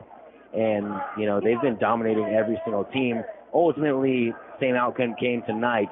Garland over Rowlett, but it looked pretty good to start, and Rowlett still with a playoff shot after this one. And the rest of the district situations, we mentioned how North Garland can get in. We mentioned how Wiley gets in. Naaman Forest and Saxe were tied for second going into this week and will remain tied for second. This clinches for Garland. Garland's already beaten Naaman Forest and Saxe, so with a 1-game lead going into the last week, they have at least a co-district championship, and they're going to claim it as their championship, having beaten the 2 second-place teams. Andrew Ellison, snap pass out to Trey Long to the left side. Pass in space is a good block, dancing around past the 35 and now down to the 30-yard line near the first down mark. The line judge marks him down to the 31. I would have marked him at the 30. However, it'll bring up third and short. Fourth place Wiley has already lost to Naaman Forest and Saxe, so Wiley would get in as the fourth representative if they get in at all, and then Naaman Forest and Saxe will fight it out for the second and third place. Remember, you get your 4 teams, and then you division them based on enrollment from there. Second and 2 from the 31-yard line, and off to the left side for Kingston Johnson, and he goes nowhere. Actually, he goes backwards 1 yard to the 32. And before you ask, I do not have the enrollment figures. Are you sure? Yeah, I think. Rowlett's one of the bigger ones, but Saxe is always the biggest, if not one of the biggest. I don't have the enrollment figures. It's the one thing I don't have. I apologize. Forgive me, Lord, I've sinned. Well, it is kind of interesting this season. Garland district being a choice district, as we've heard all year long, and it kind of shakes things up with Garland. I know a lot of people choose Garland out of those middle schools, but them actually winning and going undefeated in the regular season is a big selling point for those middle schoolers coming in. A third down play to the right side to Gradner, who gets knocked back 2 yards behind the line of scrimmage, bringing up a 4th and 6 from 35. Remember, the heyday of this Garland program was a 22-year period from 2015 and backward 22 years. They made the playoffs 20 of 22 years, won 13 district championships in those 22 years, and won 72% of their football games. They made it to the state semis once in that 22 years. They won a state championship in 1999. And from that time you're talking about, they were 113 of 30 in district matchups. So yes. It was really crazy. Yeah, they dominated. They were the bell cow of this district. Andrew Ellison throws a jump ball to the right side, incomplete on 4th and 6, intended for Kingston Johnson. And with 2 minutes and 33 seconds left, that may be the last possession for the Eagles, heading into the last game of the season next week. And then Jeff Jordan left. His head coach, Danny Russell, came back. He was a former Garland assistant, came back, take over the program, and He struggled his first couple of years, but this year and last year he has turned the program back around and has it going in the right direction. Sergio Perez will come back out on to the field. Kind of odd, up 41-14. I was thinking Danny Russell might send out the backup quarterback just, in case anything freak happens. I don't understand why they haven't emptied the bench, but anyway. Up the middle it goes, the big running back Powers, who is the first string running back for this Garland team. This may be a case of they are an undefeated team, and they're going to pad the stats as we see. There is no excuse. Well, I was gonna try to give them the benefit of the doubt and say, maybe why would you pad your stats? All state numbers and accolades, things like that. No, if they can get those kind of yardage. But I agree, there really isn't any reason for the starters to be out there. Every single one of the starters is out there. In college, you have an excuse because the pollsters, they look at the margins of victory. They didn't used to, but they do now, and they admittedly do now. So they're trying to run up the score in college football. Well, the benches have definitely cleared for Rowlett, not in a bad way. I usually see benches clearing for a scrum, but the benches have emptied for Rowlett defenses. Their second strings are out there. One more time, our Eagles sponsors tonight: Advantage Storage, Chick-fil-A, Chiloso's Mexican Bistro, First Baptist Church of Rowlett, Jason's Deli, Jersey Mike's Subs, the Musgrove Agency, Richardson Methodist Medical Center, Rowlett Food, Shenanigans, the Sign Guy DFW, Super Shack Seafood Grill, Ultimate Driving School, and Whataburger. I got a challenge for you. See how many times you can quickly say Super Shack Seafood Grill. Super Shack Seafood Grill, Super Shack Seafood Grill, Super Shack Seafood Grill, Super Shack. You just screwed it up, man. I almost had it. You got it 3 times, though. I'm impressed. Thanks to Super Shack Seafood Grill. Only I know how to say it. Fantastic stuff over there. We're about to run out of time here. Let's remind you, A&M is not on KXEZ this week as they are off, but they'll be back Saturday, November 6th against Auburn. Kickoff time has not been determined. It will be next week, or soon, I guess, this weekend. But you can hear all the Aggie games here on 92.1. We're also the official home of the Eagles of Rowlett. We'll have their game in 6 days. They do still remain in the playoff hunt. We'll have it next Thursday night, 7 o'clock kick. 6:45, we will win pregame interview with Coach Derek Alford. Rowlett football, they'll close the regular season next Thursday here on 92.1. We'll have Caddo Mills, as we do about every other one of their games. They'll play a week from tonight. We got a fumble on the play. And up the middle, and the second string running back, it was Elijah Murray, fumbled on the handoff, and in they come. But Sergio Perez looks like he was favoring his left arm. He's jogging off gingerly. Caddo Mills, a week from tonight, 7:30 kickoff, 7:15 pregame here on KXEZ against Wells Point. So if you count that one, that is now 15 takeaways from the Rowlett defense, by the Rowlett defense in the past 4 games. The amazing thing, Ja'Cory Brown hadn't had one tonight. He had 3 fumble recoveries right near the snap of the ball last week. Outstanding firing off that ball. Andrew Ellison back in at quarterback. I want to get a couple of these guys in there. Isaac Loera playing the slot. Pass Ellison to the right side. Jump ball down the right sideline. Incomplete.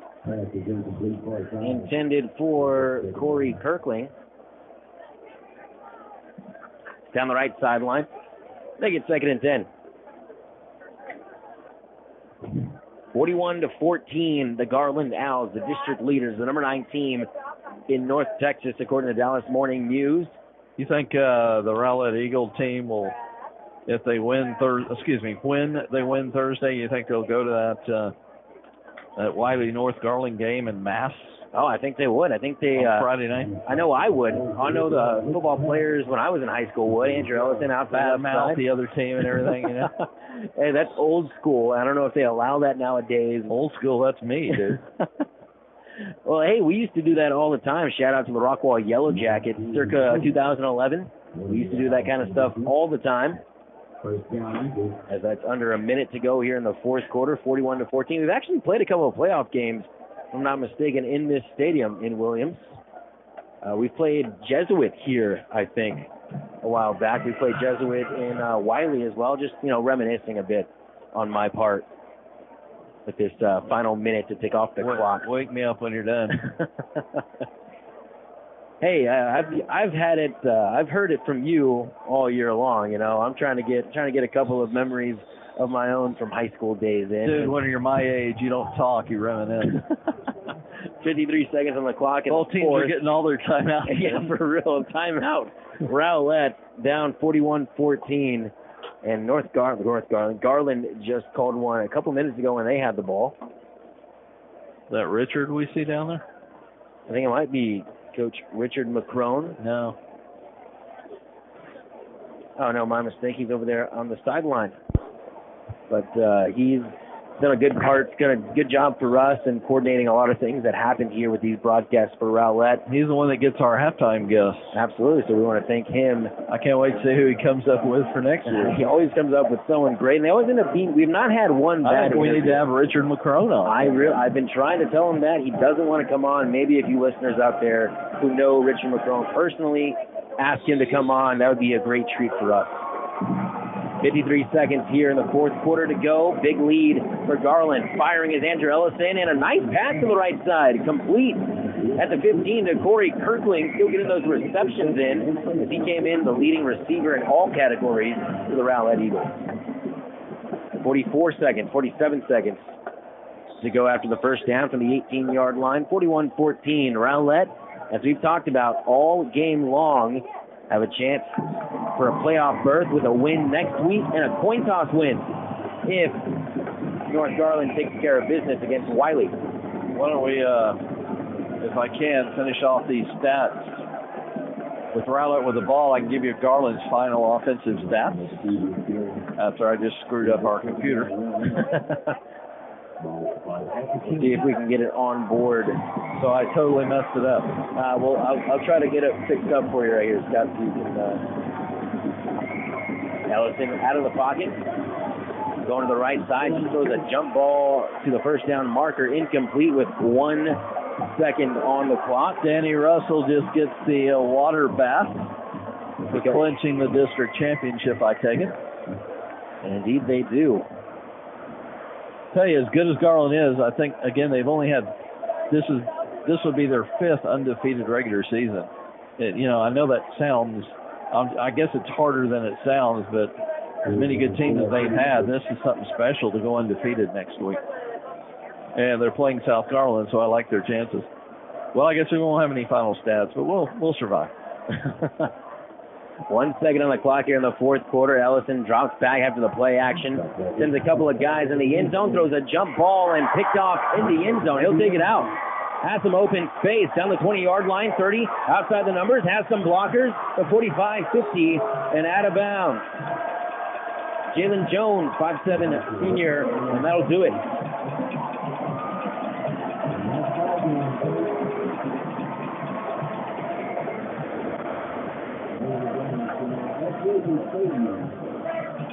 Okay, we do have some final stats, right?